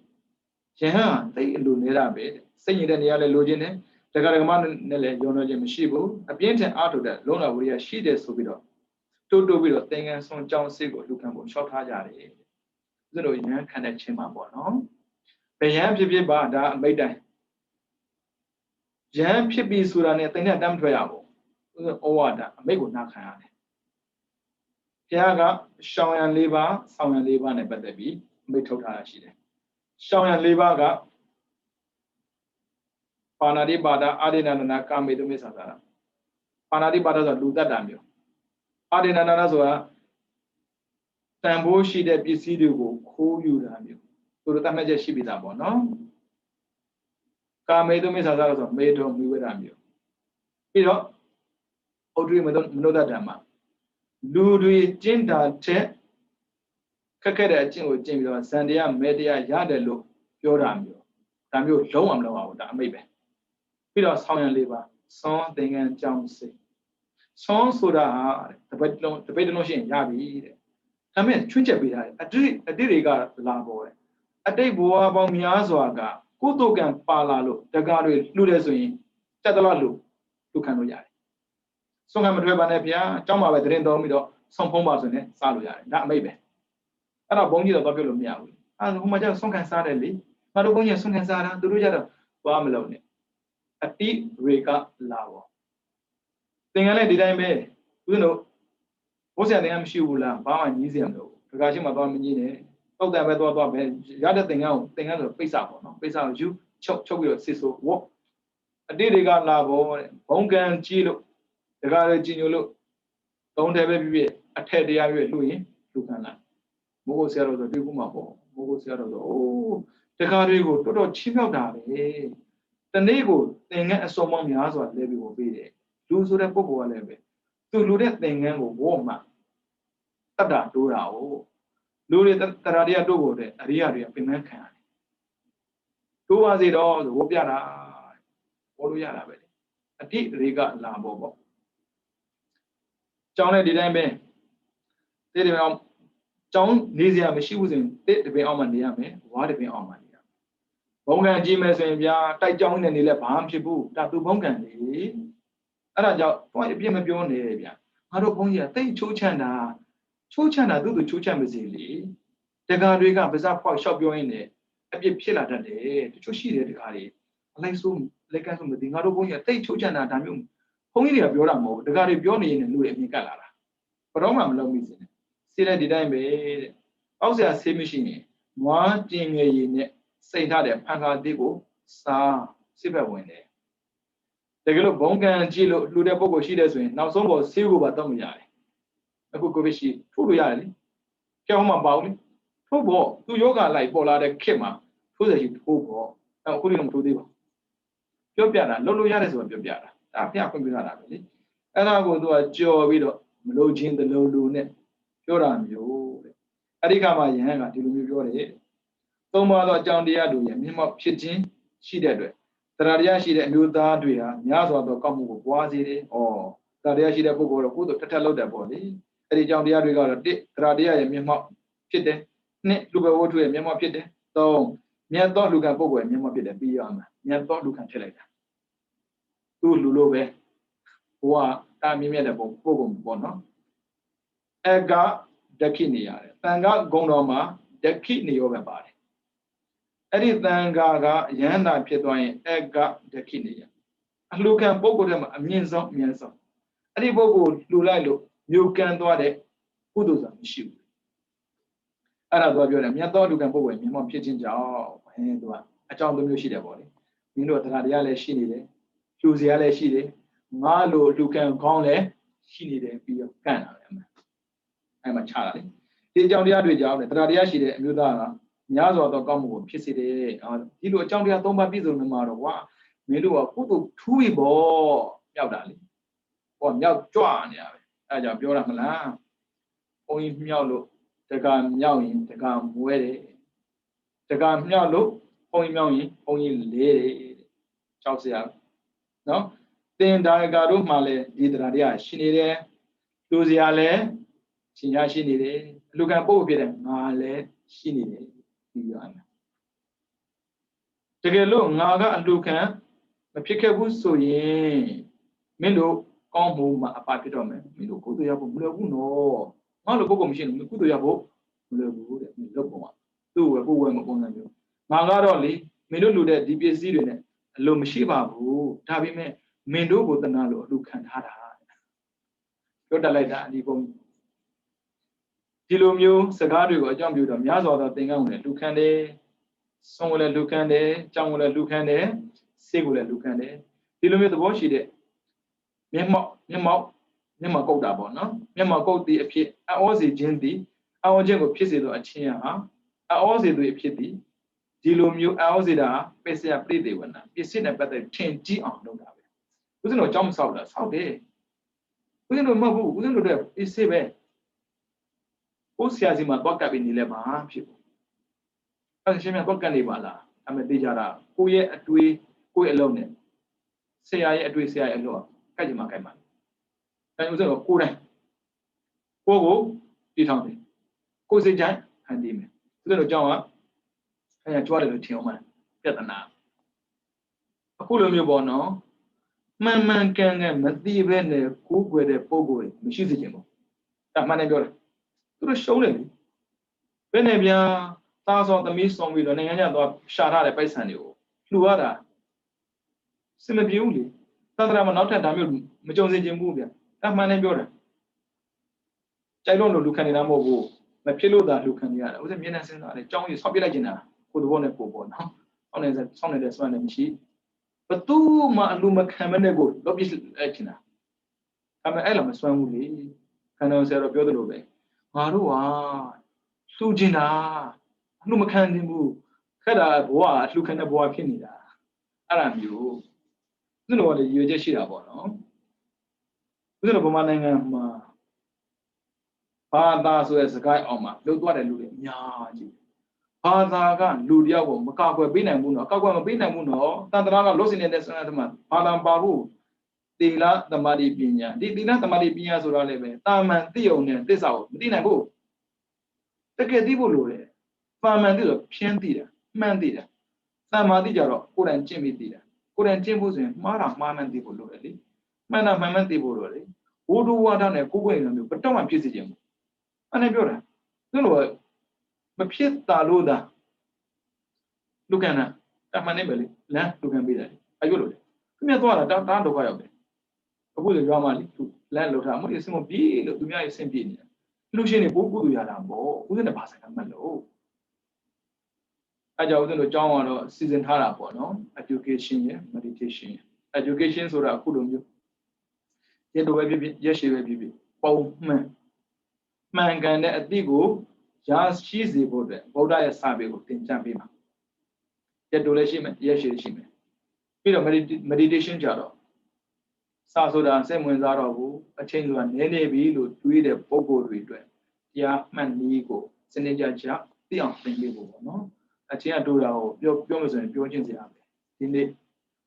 ကိုဆိုဖို့ကြည့်လိုက်တဲ့ခါမှာပေါ့နော်စင်ကာပူမှာတုန်းကဦးစင်းကျောင်းကိုလာခဲ့ဖို့တဲ့သီလရှင်တစ်ပါးအိန္ဒိယမှာ PhD လုပ်နေတာဒီနေ့ကွယ်လွန်နေတယ်အသက်40နှစ်ပဲရှိတယ်ကိုဗစ်နဲ့ဒီကျင်းတရားနော်အောစရာပဲအဲ့မို့ဘယ်နေ့သိမှဆိုမသိတဲ့လူတယောက်ပါသိစရာကိုဒီနေ့သိအောင်လို့ကျင့်စရာကိုဒီနေ့ကျင့်အောင်လုပ်အောင်မနေ့ကနောက်တည့်ရွှေ့နေနေပြလောက်ဆက်ကြရလောက်ပါအဲ့လိုလုပ်တဲ့ခါမှာပေါ့နော်လောဘကိုအကြောင်းပြုပြီးလုပ်တဲ့လို့မဖြစ်စေနဲ့ဓမ္မကိုအကြောင်းပြုပြီးလုပ်တဲ့လို့ပဲဖြစ်စေဒါနလုပ်တဲ့ခါမှာလည်းဒီတိုင်းပဲငါမှရှိတဲ့လောဘကင်းကျင်လို့လုပ်တယ်လို့တွေးနိုင်ဖို့လိုအပ်တယ်ဒီလောက်ဆောက်တည်တဲ့ပုဂ္ဂိုလ်လည်းဒီတိုင်းပဲငါမှရှိတဲ့ဒေါသတွေအားလုံးရပ်သွားဖို့အတွက်ဒီလောက်ကိုဆောက်တည်တယ်ဆိုတာသိဖို့လိုတယ်တရားမှတ်တယ်ဆိုတဲ့ပုဂ္ဂိုလ်တွေဘာဖြစ်လို့တရားမှတ်နေတာလဲငါမှရှိတဲ့မောဟတွေရပ်သွားအောင်မသိတာတွေမရှိအောင်သိတာပဲရှိအောင်တရားမှတ်တယ်ဆိုတဲ့အသိရစေခြင်းတယ်အဲ့ဒီတိုင်းလုပ်တဲ့ပုဂ္ဂိုလ်တရားကဖះနဲ့တွေ့လို့မတွေ့တွေ့ရဟန္တာဖြစ်မှာပဲအခုဖះနဲ့တွေ့တာတော့မှဘာမှဖြစ်တာအရင်ကဖြစ်တယ်လို့နေခဲ့လို့နောက်တစ်ဖះနဲ့တွေ့ဖို့မသိကြဘူးလို့အဲ့လိုပြောနေ6တဲ့ထင်အောင်မသိကြဘူးစိတ်ကူးမြင်နေအခုဖះနဲ့တွေ့တာတော့ဒီတရားမကျင့်တဲ့လူတွေရှိနေသေးတာကြီးကိုအဲလိုကြတော့မဖြစ်စေချင်ဘူးပေါ့နော်ဒါဥစဉ်တော့တွေးပါလူတိုင်းတွေးစေချင်တယ်တခါတည်းလဲဒီတိုင်းပဲတရားကိုလေအဖြန့်သိတာမျိုးမဖြစ်စေနဲ့ဗျရံပြီးသိတာမျိုးဖြစ်စေနဲ့တိကျသိတာမျိုးဖြစ်စေအဲ့ဆိုရင်ကိုယ့်ရဲ့တတ္တတွေကကိုခိုင်မာလာတာပေါ့နော်ကိုယ့်ရဲ့ပညာလည်းပို့ပြီးတော့ကောင်းမွန်လာတာပေါ့အမှားဆိုနေသွားတယ်နော်ဟောပြီးနံပါတ်2ပြောနေရှင်းပြီးမှာမဟုတ်သမန္တဇဗနာကုဏဝတ္ထုရုံမှတဲ့လို့ဆိုရှိတဲ့ယဟန်ဇန်တရားမတရားဖို့တရားကိုဖော်ပြတဲ့စကားတွေနဲ့ရရှိဒီလိုဟန်ဆောင်ပြောဆိုပြီးတော့အောဘွယ်မူရတွေကိုပြုလုပ်တာဒါကိုကြတော့သမန္တဇဗနာကုဏလို့ခေါ်ပါတယ်ဒါကြောင့်မို့မဟာနိဒေတာပါဠိတော်မှာဒီလိုလေးဖွင့်ဆိုထားပါတယ်သမန္တဇဗနာကုဏဝတ္ထုဆိုတာဘလို့ဟာလဲပေါ့ဒီသံဃာတော်မှာအချုပ်ယဟန်ဟာရုံမှတဲ့အလိုဆိုရှိတဲ့အတွက်ရုံမှတဲ့အလိုရမဲ့နှိစ္စထားတာဖြစ်တယ်လို့ကိုအရိယသူတော်ကောင်းလို့ချီးမွမ်းစေခြင်းတဲ့သဘောနဲ့ဒီလိုမျိုးပြောရင်ငါ့ကိုလူတွေကချီးမွမ်းကြမှာပဲဆိုတဲ့ရည်ရွယ်ချက်နဲ့အရိယတို့ရဲ့မဲ့ဖို့တရားကိုမိတဲ့စကားကိုပြောတယ်ဒီလိုသင်္ကန်းဝိုးယုံတဲ့ယဟန်တကူကြည့်တယ်လို့ကိုရွေပြောတယ်ဒီလိုမျိုးတပည့်ဒီလိုမျိုးကြေးခွက်ဒီလိုမျိုးဓမ္မဂရိုင်းရေးစစ်ဒီလိုမျိုးတန်ကောင်းဆိုတော့ဟိုဘက်တော့မယ်89ဒီလိုမျိုးခပန်းကျိုးဒီလိုမျိုးဖက်နဲ့ခန္ဓာကိုယ်မှာသုံးဆောင်အားလုံးကိုဒီလိုမျိုးသုံးတဲ့ပုဂ္ဂိုလ်ကတော့အရိယပဲဟေးလို့လူတွေကိုပြောတာမျိုးပေါ့နော်ပြီးတော့အကျဉ်းယဟန်ရဲ့ဥပိ္ပဇေကဒီလိုသဘောရှိတယ်သူရဲ့ဥပိ္ပဇေကဘယ်လိုမျိုးဒီဒီဆရာစာသင်ပြီးတဲ့ဆရာဘယ်လိုမျိုးသတင်းသုံးဘောကဘယ်လိုမျိုးဆရာတို့သတင်းသုံးဘောကဘယ်လိုမိတ်ဆွေရန်ဘယ်လိုစသည်ဖြစ်ပေါ့နော်သူကိုအရိယာဖြစ်မြင်အောင်သူရဲ့တငယ်ချင်းကပဲဆင်းသူနဲ့ပေါင်းတဲ့ပုဂ္ဂိုလ်ကဘယ်လိုစသည်ဖြစ်ပေါ့နော်ပြီးတော့ဒီကြောင့်မှနေတဲ့ပုဂ္ဂိုလ်အကုန်လုံးပဲစာမျက်နှာ89တတိယစာပိုက်ရောက်သွားပြီတနည်းတော့ကခုနကပြောတဲ့ဓမ္မဆိုရင်ကိုသုံးဆောင်တဲ့အသုံးဆောင်ပစ္စည်းတွေနဲ့ပတ်သက်ပြီးတော့ပြောတဲ့အခါမှာဒီလိုသင်္ကန်းဝတ်တဲ့ပုဂ္ဂိုလ်အရိယာပေါ့ကြည့်လိုက်တော့အဲ့သင်္ကန်းသူဝတ်ထားတယ်ဒီလိုဖဏစီတဲ့ပုဂ္ဂိုလ်အရိယာပေါ့ကြည့်လိုက်တော့အဲ့ဖဏသူစီထားတယ်ခန္ဓာကိုယ်နဲ့ပတ်သက်ပြီးသုံးတဲ့ပစ္စည်းအလုံးကိုဝေဝတ်ပြီးတော့ပြောတယ်ဒီတိုင်းပဲသူရဲ့ဆရာသူရဲ့တပည့်သူရဲ့အတူနေသတင်းသုံးဖို့ပြီးတော့သူနေတဲ့ကြောင်းစသည်ဖြစ်ပေါ့နော်ဝေဝတ်ပြီးတော့အရိယာဖြစ်ကြောင်းပြောတယ်တနည်းတဲ့ဒီတလာတော်မှာအချို့ယဟန်ကဆက်ဆုပ်ပွဲရာမြူအငင်းကြီးတွေနဲ့တူတဲ့မကောင်းတယ်လို့ဆိုနဲ့ကိုနှုတ်ကိုကျိုးမဲ့အလွန်နှိမ့်ဆက်ချုပ်တီးထားတာဖြစ်တဲ့အတွက်အလွန်မျက်မှောက်ကုတ်တာဖြစ်တဲ့အတွက်အလွန်အောက်ဘက်ပြုပြီးတော့တဲ့အလွန်အပျော်ကြီးပြီးတော့ကိုစကားနဲ့သူများချီးမွမ်းခံရတာမျိုးဖြစ်အောင်ဒီယဟန်ဟာဒီလိုသဘောရှိတဲ့ ngành that they made it we had my back ya had a look go you be up I did the bomb you see that then you were they made home where local drive it think how say don't ya neighbor is that that's how goes with the ya the bobo be jama the ya bozo lera mobu the ya so below since she the side people noဒီလိုသဘောရှိတဲ့မျက်မှောက်ကုတ်ခြင်းမျက်မှောက်ကုတ်ဒီအဖြစ်ပြီးတော့အောစေခြင်းအောဒါကိုဖြစ်စေတဲ့အချင်းရာအောစေတဲ့သူရဲ့ဖြစ်ဆိုတာရှိပါတယ်ဒီလိုမျိုးကိုယ့်ရဲ့နေ့မှာအောစေရကိုဆောင်းပြီးတော့ပြောဆိုတာတာမန္တသဗ္ဗနာကိုသုံးဆောင်တဲ့ပစ္စည်းကိုနေတဲ့ပန်းဝန်းကျင်အဲ့ဒီပန်းဝန်းကျင်ကိုအကြောင်းပြုလို့ကိုအရိယာဖြစ်ကြောင်းပြောတာမျိုးပေါ့နော်ပြီးတော့စာမျက်နှာ80ဣယပထကုဝနရုံးမာတဲ့လိုဆိုရှိတဲ့ယဟန်ကိုသူများတွေကအရိယသူတော်ကောင်းတို့ချီးမွမ်းစီလို့တဲ့အတွက်အနေအထိုင်အသွာလာအရိယဘုကိုအောပွဲပြုခြင်းကိုဣယပထသံနေတိတကုဏဝတ္ထုလို့ခေါ်ပါတယ်ဒါကြောင့်မို့မဟာနိတ္တပါဠိတော်မှာဒီလိုလေးဖွင့်ဆိုထားပါတယ်ဣရိယပထကုဏဝတ္ထုဆိုတာဘယ်လိုအမျိုးလဲပေါ့ဒီသံဃာတော်မှာအချို့ယဟန်ရုံးမာတဲ့လိုဆိုရှိတဲ့အတွက်ရုံးမာတဲ့အလိုရင်မဲ့နှိစက်ထားတာဖြစ်တယ်ကိုအရိယသူတော်ကောင်းချီးမွမ်းစုစီလို့တဲ့အတွက်ဒီလိုမျိုးနေခဲ့မယ်ဆိုရင်ငါ့ကိုလူတွေကချီးမွမ်းမှာပဲစသည်ဖြင့်ဒီလိုတော့သွားခြင်းဣရိယပေါ့ရခြင်းဣရိယပေါ့ထိုင်ခြင်းဣရိယပေါ့လျှောက်ခြင်းဣရိယပေါ့ကိုကောင်းစွာပြုပြင်ထားတယ်ဒီလိုနေလို့လူတွေချီးကျူးမှာပဲဘုန်းကြီးဆိုတော့လူချီးကျူးခံအောင်မရဘူးဘုရားချီးကျူးခံနေရတယ်ဘုရားကစကားနှစ်မျိုးပြောလို့ရှိတယ်တော်ရင်တော်တဲ့အတိုင်းညံ့ရင်တဲ့တိုင်းညံ့ရင်တော့မောကပိုရိတာမဲ့ဖို့မှအချင်းနည်းဖြစ်တဲ့ယဟန်ဝကလိမထေရစာပါတယ်မင်းကွာငါ့ကိုကြည့်နေလို့မင်းဘာထုမှလဲအပုတ်ခန္ဓာကိုကြည့်နေပြီးတော့မတရားဖို့တရားမရအလကားဘောကွာအဲ့တော့အလကားလူလို့တော့တောင်းတယ်ချီကျူးခံတဲ့ပုဂ္ဂိုလ်တော်မှလည်းတိုင်းပဲနန္ဒမင်းသားယန္နာဖြစ်တဲ့ချိန်မှာဆိုရင်ပရမကယဟန်တွေကမေးတယ်လေရှင်ဘုရားနတ်သမီးတွေကိုချစ်လားချစ်တယ်လိုချင်လားလိုချင်တယ်နောက်တစ်ခါသွားမိတဲ့ချင်းကြတော့ချစ်လည်းမချစ်တော့ဘူးလိုလည်းမလိုချင်ဘူးဘုံတစ်ပါးဖြစ်နေပြီးတော့ဒီလိုမျိုးမလိုချင်ဘူးပြောရဲဆိုရင်တော့ဒါလောဘကင်းတယ်လို့ပြောရရောက်တယ်သူကိုယ်သူရမ်းတာလို့ဝန်ခံတာပေါ့ဘုရားကိုသွားပြောကြတာဘုရားကလောဘကင်းတဲ့ပုဂ္ဂိုလ်တွေရဲ့စိတ်ထဲမှာလိုချင်တဲ့စိတ်ဆိုလုံးဝမရှိတာအမှန်ပဲအဲ့ဒီပုဂ္ဂိုလ်ရမ်းတာလို့ခေါ်တယ်အဲ့ဒီယန္တာဖြေမျိုးဟာနန္ဒမထေမှာလည်းရှိတယ်အဲဆိုရင်နန္ဒမထေကိုယန္တာဖြစ်တယ်လို့ပြောတာပေါ့နော်ဘုရားကကရဲစရာရှိတာကိုကရဲတယ်ချီးမွမ်းစရာရှိတာကိုချီးမွမ်းတယ်ဒါပေမဲ့ဘုရားချီးမွမ်းခံဖို့တဲ့လူချီးမွမ်းခံဖို့လုပ်ကြတာပြင်ပါဒီတကားတွေနဲ့တွေ့ဖို့ဟာဒီဘဝအလုံးစုံပဲဖြစ်မှာပါဒီတကားတွေချီးကျူးခံလို့ဥစဉ်လို့တော့ဘာမှဖြစ်မလာဘူးဒါပေမဲ့အဲ့လိုချီးကျူးခံရဖို့အတွက်လုပ်လိုက်တဲ့အလုပ်တွေအပြစ်တွေလည်းဖြစ်နေမှာပဲအချိန်တွေကုန်ရင်ကုန်သွားမှာပဲအရင်ကလည်းဦးဇင်းတို့ဖြစ်ခဲ့ဖို့ပါတယ်ပြောခဲ့ဖို့ပါတယ်ဦးဇင်းတို့ဘွဲဝေအောင်လုပ်တယ်မာစတာဘွဲအောင်လုပ်တယ်အဲ့ဒီချိန်ထိလူတွေထင်သေးမအောင်ကြောက်တယ်တနည်းလူတွေချင်းကြီးတာကိုလိုချင်တယ်အမှန်တိုင်းပဲမလဲဘူးသူများတော့မသိဦးဇင်းတို့ဒီလိုပဲဘာဖြစ်လို့လဲဘုံကြီးတဲ့ကဘုံကြီးတွေလူတိုင်းတွေ့နေတယ်ဝယ်မရရင်အထင်သေးမအောင်ကြောက်တယ်တကယ်တော့တကားတွေကထင်သေးခြင်းမှထင်သေးလိမ့်မယ်ဒါပေမဲ့ကိုယ့်ရဲ့စိတ်ကကိုယ်ချောင်းနှံ့နေတာအဲ့ဆိုဘာဖြစ်လဲဘွဲ့ဦးအောင်လုပ်တာတကယ်တော့အဲ့လိုမဟုတ်ဘူးတကားတွေရဲ့စိတ်ထဲမှာအဲ့လိုမဟုတ်ဘူးဝယ်ရမရဆွန်လူစရာရှိတာတူမှာပဲသင်္ကန်းလူစရာရှိတာတူမှာပဲဒါသူတို့စိတ်ထဲမှာရှိတာဟုတ်ဒါပေမဲ့ကိုယ့်ရဲ့ခံစားချက်အဲ့လိုမဟုတ်ဘူးလူထင်သေးသွားမှကြောက်တယ်လူထင်ကြည့်တာကိုလူချင်းတယ်အဲ့ကြောင့်ဦးဇင်းတို့ဘွဲ့ရအောင်လုပ်ခဲ့တာတမန်နိုင်မယ်ဒါပေမဲ့ဗျာကံနဲ့ပတ်သက်ပြီးတကယ်လိလာတဲ့အခါမှာပေါ့နော်လူထင်ကြည့်ပေါ်ယဉ်ကြည်ဘူးကိလေသာကိုအထင်မသေးဘူးကိလေသာတော့ထင်သေးလို့မရဘူးပြီးတော့ကုသိုလ်အထင်မကြည့်ဘူးရှင်မြတ်ကုသိုလ်ထင်မကြည့်လို့မရဘူးလားမကြည့်နဲ့ကုသိုလ်လည်းဒုက္ခသစ္စာပဲ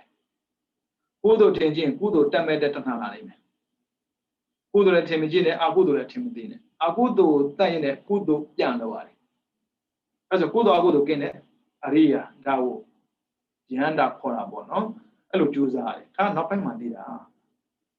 ဘာကြောင့်သိတာလဲဆိုတော့လူတွေကိုသင်နဲ့သိသွားတာ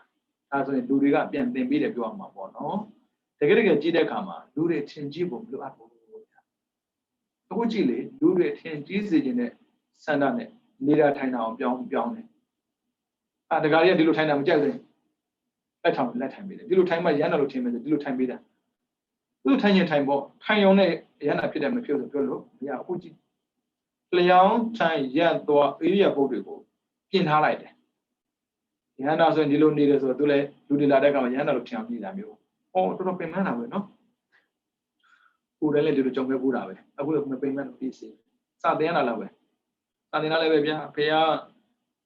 45နှစ်တရက်မှာတနာရီ20အိပ်ပြီးတော့တရားဟောတာနဲ့ဆိုင်ဦးဇင်းတို့သင်တာဆိုချင်းခြေပြားလာပဲရှိမှာချင်းတော့ချင်းခြေပြားလာပဲရှိမှာအဲကြောင့်ဘာမှထင်ကြီးစရာမရှိဘူးတရားဟောတဲ့တရားကိုပြန်ပြောတာပဲရှိတာကြီးနော်အဲကြောင့်ဦးဇင်းတို့လည်းကျေးဇူးမတင်နဲ့လို့သံဃာရဲ့ဂုဏ်ကိုမြောင်ကြည့်ဘုန်းကြီးမှာဂုဏ်ရှိမှရှိမှာအဲကြောင့်ကြိုက်ရင်ဂုဏ်ရှိသလိုထင်ပေမဲ့မကြိုက်ဘူးလို့လုပ်မလဲအခုစားနေတဲ့ချိန်မှာသာမလေးပါချစ်ရရင်ဘယ်တော့မှမြင်ကပ်မလို့မသိသေးဘူးမသိနိုင်ဘူးလေလူစိတ်ဆိုတာကအဲကြောင့်ကိလေသာကိုမြောင်ကြည့်ပါလူကိုမြောင်မကြည့်နဲ့ကိလေသာမြောင်ကြည့်အထင်သေးတတ်တဲ့စိတ်ကမာနမျိုးစားအထင်ကြီးတတ်တာလည်းမာနပဲကျင့်တတ်တာမကျင့်တတ်တာကျင့်နိုင်ရင်လောဘမကျင့်တတ်တာဒေါသကိုပြန်စစ်ပါဘယ်သူကမှအစစ်မခံပါနဲ့ကိလေသာဆိုသူစစ်လို့ကင်းတာမဟုတ်ဘူးကိုကျင့်လို့ကင်းသွားတာမျိုးအခုကြည့်တကားတွေအထင်ကျင့်လောက်လိုက်ရတာဘလောက်ပင်ပန်းတယ်လဲအဲကြောင့်မို့အခုနောက်ပိုင်းတကားအထင်ကြီးခြင်းမကြီးခြင်းကိစ္စမျိုးဒါပေမဲ့အထင်မသိအောင်လုပ်နေရတယ်ဗျအထင်မကြီးလည်းပြီးမဆိုင်ဘူးအဲ့လိုတော့မလုပ်ဘူးမဟုတ်ဘူးနော်ကိုရဟန္တာလို့လူတွေထင်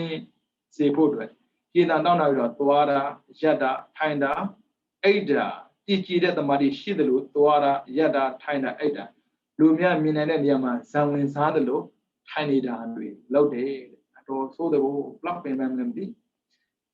ဒီเจ้าမို့တာတကားတွေ24နိုင်လာရင်ဒီဘုန်းကြီးအေးရမှာမဟုတ်တော့ကြည့်လေဟန်လုတ်ပြီးနေရတော့ဘလောက်ပင်ပန်းမလဲပေါ့နော်ဒီလိုသဘောရှိတယ်အရိယာပုဂ္ဂိုလ်ရှေးဥစွာထားသွားခြင်းရကောင်းစွာပြု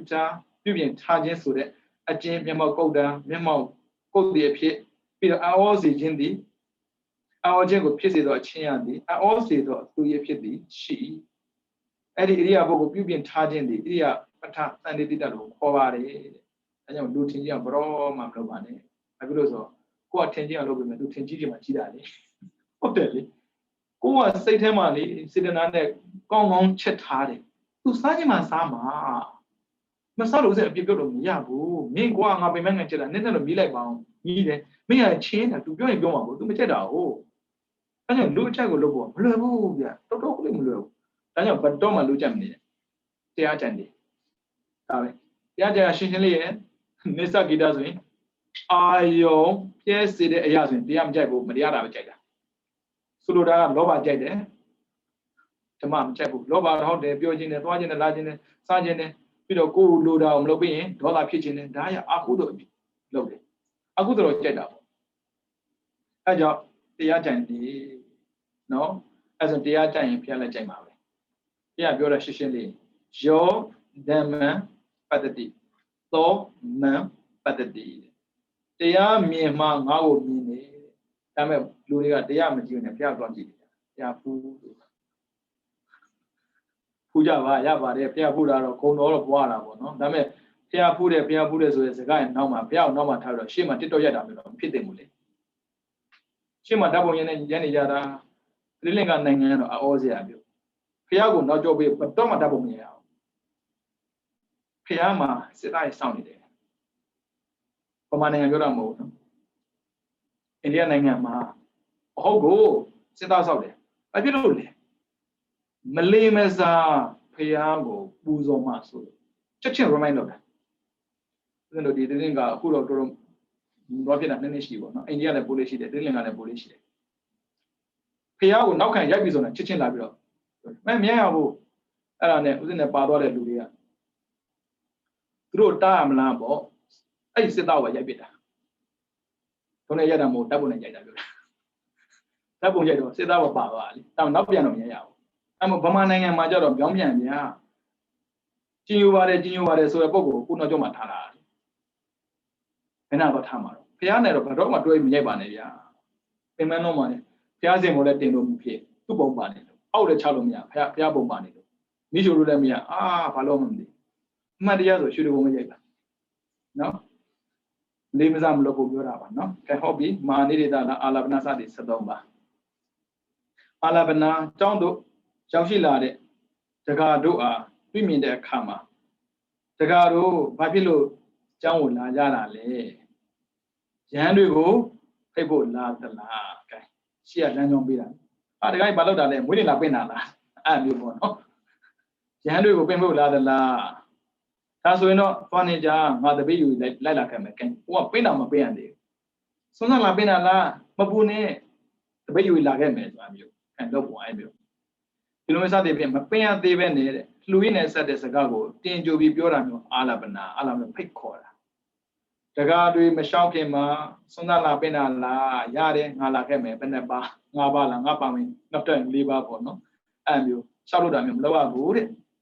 တနည်းတဲ့တိတ်သမထေဆိုတာငါပဲဘင်းတွေကိုယ်ွယ်တဲ့ပုဂ္ဂိုလ်ပေါ့အမတ်တွေကိုယ်ွယ်တဲ့ပုဂ္ဂိုလ်ပေါ့ကြည့်ဘယ်အမတ်တွေကငါ့ကိုချင်းကိုယ်ွယ်ကြတာစသည်ဖြင့်ကိုရည်သွေးပြီးတော့ပြောကြတာအာလပနာငါဘယ်ပုထုနဲ့သိတာလဲငါဘယ်သူကကိုယ်ွယ်တာလဲကျတော့မသိသေးဘူးအဲ့မျိုးမလုပ်ရဘူးတဲ့နော်ပြီးတော့နှစ်လက်ပနာတိတ်သမထေဗမာရှိတယ်လဲစသည်ဖြင့်မေးမြန်းလျှောက်ထားလာတဲ့သူတို့အားအထက်ပါတိုင်းကိုရည်သွေးပြီးတော့ပြောကြတာလက်ပနာဒါကြောင့်တဲ့ပဲတိတ်သမထေဗမာလေတိတ်သမထေဆိုငါဘောငါ့ကိုဘင်းကိုွက်တာလေဘာလဲစွန်းစားလာပင့်တာလားစွန်းစားမပင့်ရသေးသူကခုနကြတော့ဘယ်သူဘဝဆိုတာမေးသေးတာမဟုတ်ဘူးကြောင်းတဲ့လာတာနဲ့စွန်းစားလာပင့်တာတန်မေးတယ်လက်ပနာကြအဲ့လိုမဟုတ်ဘူးသူ့ကိုပြောတဲ့အခါမှာဟာလားစွန်းစားလာပင့်တာလားအေးငါ့ဘင်းကိုွက်တာမလို့အမတ်တွေဆိုခဏငါးစီလာလားစွန်းစားလို့ခဏပင့်တာအဲ့မျိုးပေါ့နော်ရှေးပြီးပြောတာမျိုးပြီးတော့တောင်းတန်လက်ပနာလူတဲ့ဒါယကတို့ရဲ့ပြည့်ရည်ညှိငွေခြင်းမှာစိုးရင်တဲ့အတွက်လူတကာတို့အားစကားပြောခွင့်ပြီးတော့ကောင်းစွာပြောကြတာတန်လက်ပနာတကာတွေကကိုပြောတာကိုနားထောင်ပြီးပြင်းသွားမှာဆိုတကာတို့ပြောလေဒီလိုငေးနားထောင်တာမျိုးပေါ့ဟာကောင်းတယ်လူလိုလိုက်တာပြောတာဘုန်းကြီးလူလိုလိုက်စံမလို့ဘယ်ဖျားလူတော်မှမလိုက်နိုင်တိုင်းပြီးတော့အုံလပနာတထေမင်းတကြွယ်ကြီးဖျားတကာကြီးကျောင်းတကာကြီးစသည်ဖြင့်အလှရှင်ကိုမြောက်ပင့်ပြီးပြောကြတာအုံလပနာတော်တော်တတိထားမယ်ဖြစ်ပဲတကာကြီးကျောင်းတကာကြီးဘုရားတော်မေးဆက်ပေးပါတယ်ကြုံဒီညတော်ကဓမ္မဗိမာန်တော်ကြီးလှူထားတဲ့အလှရှင်တွေနဲ့ကျန်တဲ့အလှရှင်တွေကြုံတဲ့ခါမှာပေါ့နော်ဒီတကာကြီးတော့ကျောင်းကိုမတ်တယ်လှူတဲ့အလှရှင်ပေါ့နော်တခြားတော့မဟုတ်ဘူးသာဓုခေါ်ဖို့အဲ့တွေပဲကြွားစရာမှမရှိတာပြီးတော့တမောလပနာတေမင်းတကြွယ်ကြီးဖျားတကာကြီးကျောင်းတကာကြီးစသည်ဖြင့်အလှရှင်ကိုခတ်သိမ်းတော့အဖို့အပြည့်မြောက်ပင့်ပြောကြတာတမောလပနာပြီးတော့အုံနာဟနာ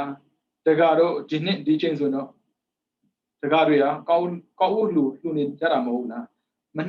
အခုနှစ်မလှူကြတော့ဘူးလားဘုံဝါဆိုပါစို့အခုဝါဆိုတော့မယ်တကာတို့မနေ့ကဒီချိန်ဆိုဝါဆိုနေကကတ်နေရမှလားဒီနေ့ကမကတ်ဘူးလားပြောပါဦးကျော်ဒီနေ့ကမကတ်ဘူးလားစသည်ဖြင့်မေးမြန်းလေတဲ့ခါမှာတကာတွေကရှင်ဖေအခုမအားသေးလို့မလှူသေးတာပါလှူပါမယ်ဖေဟာစသည်ဖြင့်ဝန်ခံစကားမျိုးကိုမရမချင်းလှူပြအောင်ချစ်တော့ပြီးပြောကြတာအုံနာဟနာဒီနေ့ဝါဆိုတဲ့ငါမကတ်သေးဘူးလေဘယ်တော့ကတ်မှာတော့ဝါဆိုတဲ့နေ့လားမရမကတ်ကတ်ချင်ကမကတ်ချင်လေဒါမဲ့တကာတွေပေါ့နော်ဦးဇင်းတို့ကလှူခြင်းအောင်မပြောရဘူးလှူတတ်အောင်ပြောရတယ်လှူခြင်းအောင်ပြောတာဆွဲတာနဲ့တူတယ်လှူတတ်အောင်ပြောတာဆွဲတာနဲ့မတူဘူးသူ့မှာရှိတဲ့ကိလေသာကိုကင်းအောင်ပြောတာနဲ့တူတယ်လှူခြင်းအောင်ပြောရင်ဒီဘုန်းကြီးမကြည့်နောက်ဘုန်းကြီးလည်းဒီလိုပဲထင်မှာပေါ့ဘုန်းကြီးလည်းဒီတိုင်းပဲဘုန်းကြီးရဲ့စီဝါသမားတွေပို့ဆိုးတယ်ဆိုတာဖြစ်လာမှာပဲမှန်ကန်တဲ့အတိမရှိသေးတွေလူပြောင်းအမြင်ကတ်တဲ့ခါမှာလူတိုင်းကိုဒီလိုပဲထင်တာမှန်ကန်တဲ့အတိရှိတဲ့ပုဂ္ဂိုလ်ဟာပုံပုံပြတော့နေရာမျိုးတော့တွေ့တဲ့နေရာမှာလှူတယ်ဒါဆိုရှင်ဘုရားအရိယာဖြစ်သွားရင်ရောပုံပုံရွေးပြီးလှူလားပုံပုံရွေးပြီးလှူတာမျိုးရှိတယ်ကြီးကျက်ခမ်းနားတဲ့လှူဆိုရင်ဝိသခါပဲဖြစ်ဖြစ်နာရမေပဲဖြစ်ဖြစ်သူတို့ယဉ်နေတဲ့ဘုန်းကြီးတစ်ပါးရှိတယ်အဲ့ဒါတော့ရှင်အာနန္ဒာပဲတာမန်နေတိုင်းလှူတဲ့ဆုံးပြ ပြီးတော့ဝါဆိုသင်္ကန်းကတ်တဲ့လူတွေဆိုရင်ပုံမှန်ဘသူပါမပါကျန်တဲ့ပုံကိုဘသူပဲဖြစ်အကုန်လူတယ်ဒါပေမဲ့ကျောင်းရေးစကြခန္ဓာမျိုးကြည်ကြက်ခန္ဓာတဲ့လူမျိုးဆိုရင်ရှင်အနန္ဒမပါလို့မရဘူးရှင်အနန္ဒအားတဲ့ရေကိုစောင့်တယ်ရှင်ပြဘယ်နည်းအားတော့ရှင်ပြအာမတိကိုလှူလို့အဲ့မျိုးနာမည်ကိုအာနန္ဒာနန္ဒကနှစ်သက်ရုံပဲအာနန္ဒဆိုတာကျင့်နှံ့စေတယ်ပြုံးပျော်စေတယ်အဲ့လိုရှင်အနန္ဒရဲ့ဆွမ်းအားလေသူနဲ့အတူနေရရင်စကားမပြောနဲ့အောင်သူတို့နေရတာနဲ့တင်ကျင့်တတ်တယ်စကားပြောရင်ထပ်နားထောင်ခြင်းတယ်တော်တော်ပြောကောင်းပုံရတယ်အဲ့ဘုံရတယ်ဒါကြောင့်မို့ရှင်အနန္ဒစကားမပြောနဲ့ရတယ်ဒီတိုင်းထိုင်နေမှာအဲ့တော့ထိုင်နေလို့ရတယ်ရှင်အနန္ဒစကားပြောရင်ခေစကားပြောရင်ကြွေတာပေါ့ဗျာအဲ့ကြောင့်နာမည်ကအာနန္ဒာလူတွေကိုကျေနပ်စေသူနာမည်တွေကသိလှတာပဲနော်အခုတော့ဘယ်လိုကြတော့မဟုတ်အမြင်ကတ်စေသူ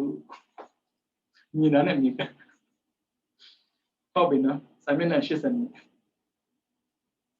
တနည်းအားဖြင့်ကြံကိုကံပြီးလမ်းလျှောက်လာတဲ့သူကိုတွေးတဲ့အခါမှာရဟန်းကနေတော့တကားကြီးဒီကြံကိုဘယ်ကယူလာတာလဲအဲ့လိုမျိုးမေးတာပေါ့နော်တကားကကြံခင်းမှယူလာပါတယ်ဘုရားလို့လျှောက်တာပေါ့နော်ဘယ်လိုလဲအဲ့ဒီကြံခင်းကကြံတွေကချွေလာလို့နေပြန်ရောတဲ့မှန်ပါမြည်ကြည့်ရင်သိနိုင်ပါတယ်ဘုရားလို့လျှောက်တယ်အဲ့ဒီအခါမှာရဟန်းကအိုးတကားရဟန်းအားကြံလူပါလို့ပြောဖို့မသိဘူးဘုန်းကြီးလူပါလို့ပြောလို့မကောင်းဘူးလေတော့လေကြံချွေလာဆိုတော့သူစားမှသိမှာပေါ့အဲ့ဒါနဲ့တကားရှင်ဘုရားမြည်ကြည့်ရင်သိမှာပဲအေးရဟန်းဆိုလူပါလို့ပြောဖို့မသိတော့ဘူးတော့လေလားဒီလိုမျိုး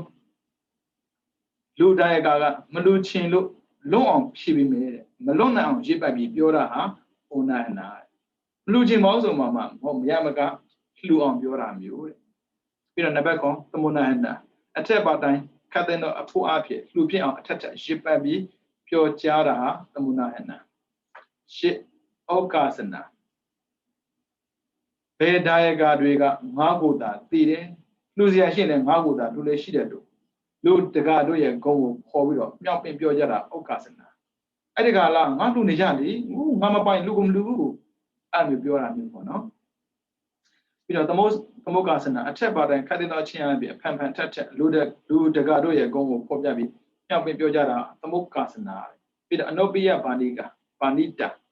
အမှန်ကိုဖြစ်ဖြစ်တရားကိုဖြစ်ဖြစ်ငဲ့ကွက်ထောက်ထားခြင်းမရှိပဲနဲ့အဖန်တလဲချစ်စရာစကားကိုသာပြောကြားတာအနုပိယပါဏိကသတိထားရမယ်ဒါမှန်တာဖြစ်တရားတာဖြစ်ဖြစ်ငဲ့ကွက်ထောက်ထားခြင်းမရှိပဲနဲ့ကိုယ့်ကိုချစ်လာအောင်ကိုမေမိုးနဲ့မေတို့ခေါ်တာတော့ဆင်မပြေမေကြီးစားတော့ကောင်းလားတော့ဆင်မပြေဘူးနော်နောက်ထောင်ကောင်းပြောတာပေါ့နော်ပြီးတော့စာတုကမြတ်တာကိုတကားတို့အောင်နေကြသွားပြီဟုတ်ကဲ့ရာစသည်ဖြင့်အောက်ကျုပ်ခံပြီးပြောကြတာစာတုကမြတ်တာလို့ခေါ်တယ်ပြီးတော့7နှစ်မောဂတပြတာပဲနောက်တွေကိုချက်ပြုတ်တဲ့အခါမှာအနှင်းငယ်မကျက်ပဲဖြစ်တတ်တယ်အများအပြားနုနပ်ပြီးတော့ကျက်ရရှိတယ်ဒီပဲနောက်လာအမှန်လဲပါပြီးအမှားများတဲ့စကားကိုပြောတာမောဂတပြတာဒါအရင်ကတည်းကပြောခဲ့ပြီးသားဦးဇင်းတို့စကားပြောတဲ့အခါမှာမှန်တာမပြောရင်မှန်တာကိုမပြောရင်နေပါမှားတာကိုတော့ပြောခွင့်မရှိဘူးမှားတာပြောခွင့်မရှိတဲ့ပြင်ခုကြည့်အမှန်နေပြီးတော့အမှားများတာလည်းမပြောအောင်ဘုန်းကြီးတို့ကိုသတိထားရတာပဲ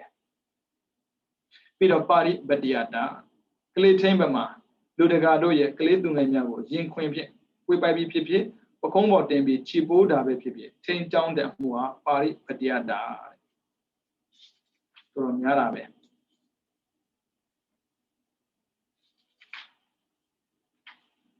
မပြီးဘူးအာဇီဝပါရိသုတ်တိဒါဘုန်းကြီးတစ်ပါးအတွက်ပြောတာပါလူတွေအတွက်အာဇီဝပါရိသုတ်တိကတော့ရှင်းပါတယ်တတဝါနေစာသက်ရှိတော်ကိုရောင်းတာမျိုးမလုပ်ပါနဲ့တထဝါနေစာတော်ကိုတတ်စေတဲ့တတ်နိုင်တဲ့လက်နဲ့မျိုးရောင်းတာမျိုးလည်းမလုပ်ပါနဲ့အဲ့ဒီမှာမေးဆက်ရှိတာပေါ့နော်ရှင်ဗျာတပည့်တော်တို့ကဓာတ်ကိုရောင်းတာအဲ့ဒါကရောအဆက်ပါရဲ့လားကိုယ့်ရည်ချက်ကိုပြန်ပြီးကြည့်လေဓာတ်ရောင်းနေဆိုတာလူထိုးဖို့မဟုတ်ဘူးတထမှာအထွတ်အပြည့်လူသက်လက်နဲ့ကိုပြောတာပါဒါပေမဲ့ဓာတ်ဝယ်ပြီးသူများထိုးလို့မတတ်နိုင်ဘူးပေါ့ဒါတော့မတတ်နိုင်သူလောက်တာလေအဲ့ဒါကိုအဲ့တော့ဒီတွေးကြမလို့ကို Tata Waneza, Luda Lene Jona. Peter without Waneza. I say Yona.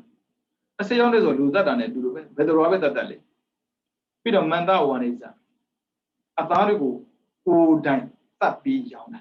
Only a bit later. Peter Meza Waneza. Muizida beer a yet wine. Ah, young. Alama, Mesa, Aziwa. Amakadaga, Loka Mashida Boa, Mohamyara, Loba Miara, Jabono, Elum, hold out with Johnny, Uchiwara. Tabime, Kamakomubia, Mesa, Aziwa Peter do it. Beloved Chanda, and that consent, Madama. Wade Jenny, the village in the Chana Vizi, or do your Chana Mua. Magonda, that Shinana Peter do it. Now, Dandrama. Count down at the Shina Mishidabu. As a doka, poor Mialama, more. I below later, that time one is that. Lenego younger, tell that I'm who. But another let you to get better. Jeladon, Shima Mishida. She said she needed it, and your mammy. Also, I'm going to that she. And you're Lurin in never, no? Mesa Aziwa, Mamugo, Shanaiba. Pero Agrileva, Malaysa Bene, Mamakan, Lome Soye, Araga, Nama Aziwa. So she did it. Agrilite Amuano, Sanda, Chilewa Pipi, Toda Mono Pipi, Moha, Matilu Pipi, Pia, Chalu Pipi. Luda de Bogo, top can be Amu. You got to Luda, Robo Pimiai. Face and that I did, you know. Tanga you are you go to Yaw. Lotinabo, Chanda was a Chada chan, Loabu. Do the Loda, Lobazili, who are Jarek Anino. Waving McCann. Ajamo, a sat load. Jadu the Kudre, Paisan, the Jadwe, Agri Leva, Kiame. Agri Leva McCain was in the da, Mesa, Aziwave. I thought Chelsea accounted there. That's a shame, yeah, Talulu. You know, my pit on my level, no? Sandrama comes out and she the den to the Kalama, Elama, my body. The den she the Kalama, look at Jaja Kanima solo. The Danga who so was the Diwana Bono. The road they let them dig. But Benjamin did the Deva, the woman. The Wayam was in a deal. Tabime, Akuto can Padekama, native Waya leve, Kanyamabe. Neither Waya le Kanyamabe. The den tell Amabel. The bound Dama, Dokaya with me, below the Shimale. The Dana Dwabi, the Banana Dwabi, below my little widow. Shimbia, the ten to the Kalanunga, Junon Tade, do striker. The Dashi de Kalama, Jaja, Pin and the Lalum, Milima Bono, Koseko Pianchi. I go to say Yamya, Chin, dog, Ninjaja Kama. At the time of the Agudo, a Pima candidate. Tana Batibono, never knit, Agudo, Chittes with a mark. Those right in the Juno music. Those right Juno Dane, Kunaga, Mesa Azwalodam, to who? Those right Juno Nesura, so was the Kota go Piadali. Aziwaja, that Chabi, Jaunali. To who? Who was Sergeant Dada, and that those I did that. That Chabi young in Dusrale Hode, Mesa Azwala Hode. Yet the Kuka. Then. Daniel do kiss so in a Jonah comes in a point bit and take on it. Point Pier on the mobile, and the Lumisa be we go, lay la, then jump and yara, can consume. To me, love my dog. To me, love so dog. Peter might lose so the lula, when not 9 lad. I mean, Nale people, when not 9 avajida, Nale people. You know, my say, John Shin Abo, the Haja Amlo Amia. My dinner, Maya Bule. Jaja Mohobu, Tandrayi Duida, Shemia Blaudilu, but Lama, Madiban and the Nazia County. Pidabu de Blatonazia County. Hello, the Nazia counted him on Kumabazine, and Yamukuado, Kongi never debi, your jet. Ziwa, not Aziwa by Lodi. To make the load way. To me, a monk can be Massajaban. Jatu the good, to me, a monk can be Meloban. Take a bit behind. Ludia Mona, a good Miani, really. Lucia Moye, never Sega Secamabo. Saka Serama, Najini, Sega Saint Blue name there. Luda, a good Tobian, the other pitted to it. တရားနဲ့တုတ်ပြန်မှာလေကိုကပြောတာတော့တယောက်တည်းပဲတရားဆိုပြီးတယောက်စီပြောတာလေကိုကြတော့ရောက်တိုင်းကိုတုတ်ပြန်တာအခုတော့အများဆုံးဒါကြောင့်ဘုရားကမိစ္ဆာအာဇီဝမလုပ်ကိုပြောတာပေါ့ခမင်းတလုံးတွဲနေဗျာဒီလောက်ဆိုးစရာမလိုပါဘူးအင်ဂျီတစ်ထဲကားတဲ့စီအိမ်တစ်လုံးတွဲနေတော့ဒါမျိုးမလုပ်နဲ့အတော့ကိုအပြစ်ကြီးတာဒါပေမဲ့လေဒီလိုစားပေးတွေရှိနေတဲ့ဗုဒ္ဓဝါဒကြီးကိုကိုးကွယ်နေပါရဲ့နဲ့မိုက်မဲလုပ်တယ်ဆိုတော့ဒီလူတော့မိုက်တာမရှိဘူးအဲကြောင့်ဦးဇင်းတို့နိုင်ငံမှာပေါ့နော်ဦးကင်းဆိုတယ်ဦးကင်းဆိုရှိတာဟုတ်ဦးကင်းကနေပြီးတော့လက်ဒီဆရာတော်စီဖို့အလျှောက်တယ်တဲ့ဟောရတာလေးပေးပါပေါ့အဲ့ဒါကိုရေးပေးလိုက်တယ်ငါအာယုံပင်စုခင်မှုနဲ့နေကုန်နေယခုမေးပုံတော့တွေးမကြုံစခန်းသာသနာနဲ့တွေးကြုံနေပါရဲ့နဲ့ရူပါယုံသတ္တယုံခန္ဓာယုံရတ္တဖောတ္တပေါင်းဆိုတဲ့အာယုံ၅ပါးမှာနစ်မွန်ပြီးနေတာတော့မိုက်တာမရှိဘူးသူမြတ်ပြောတာမဟုတ်နော်ဥကင်းတခြားလို့မဟုတ်ဘူးဘုရင်ရဲ့တိုင်ပင်မတ်တတ်တော်ရှိမတ်ဆိုတာဘယ်သူမှသိတယ်မေးလို့မရဘူးတဲ့အဲ့ဒီအမတ်ကိုရူပါယုံသတ္တယုံခန္ဓာယုံရတ္တယုံဆိုတဲ့အာယုံ၅ပါးနောက်ကိုလိုက်ပြီးတော့မှားတယ်မှားနေတာဒါကြောင့်မို့ဖွင့်တာခိုင်မှမလိုက်ချင်ရင်နှစ်ချက်မိုက်လို့ရှိသေးတယ်လားတဲ့ကိုချတာဗျ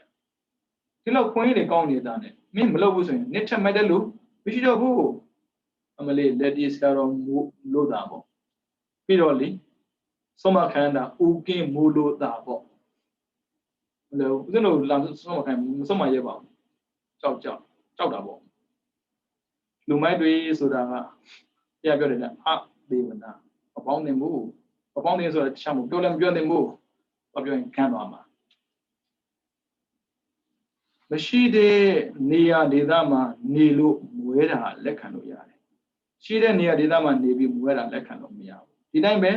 မသိတဲ့နေရာဒေသမှာနေလို့မသိတာကိစ္စမရှိဘူးပြီးခွင့်ရှိရတဲ့သစ္စာ၄ပါးမြတ်တရားကိုကျင့်ကြုတ်ကိုအားထုတ်နေတဲ့ဉာဏ်တန်ခါလည်းရှိတယ်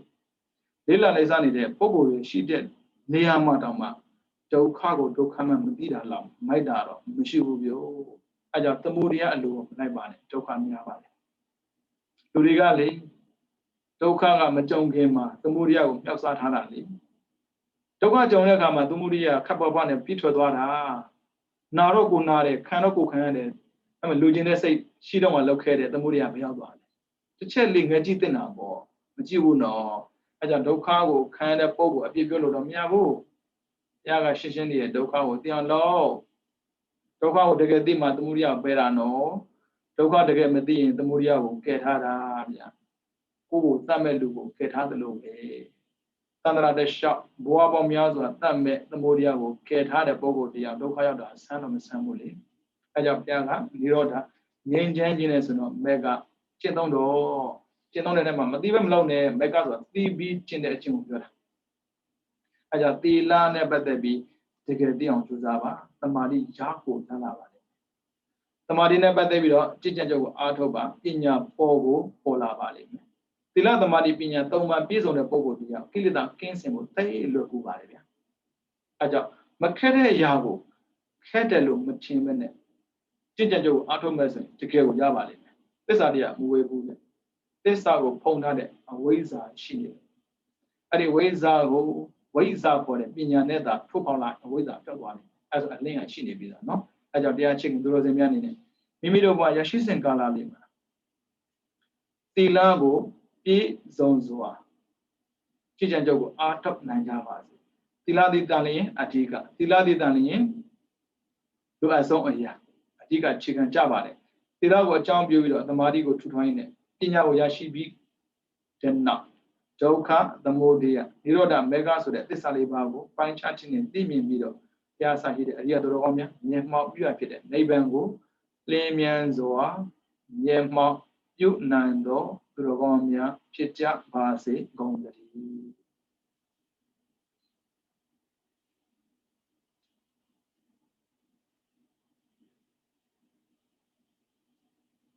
ဗုဒ္ဓသာသနာ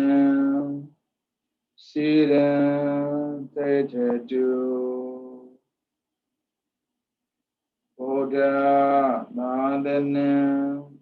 Siddham Tejadu Buddha Nandanam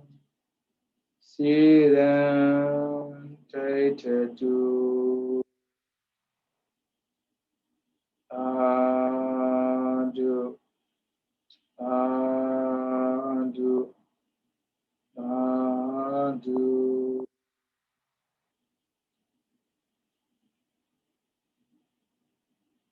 Tinandu Tinanami Alo Ko Chamba Say Chamba Chabasi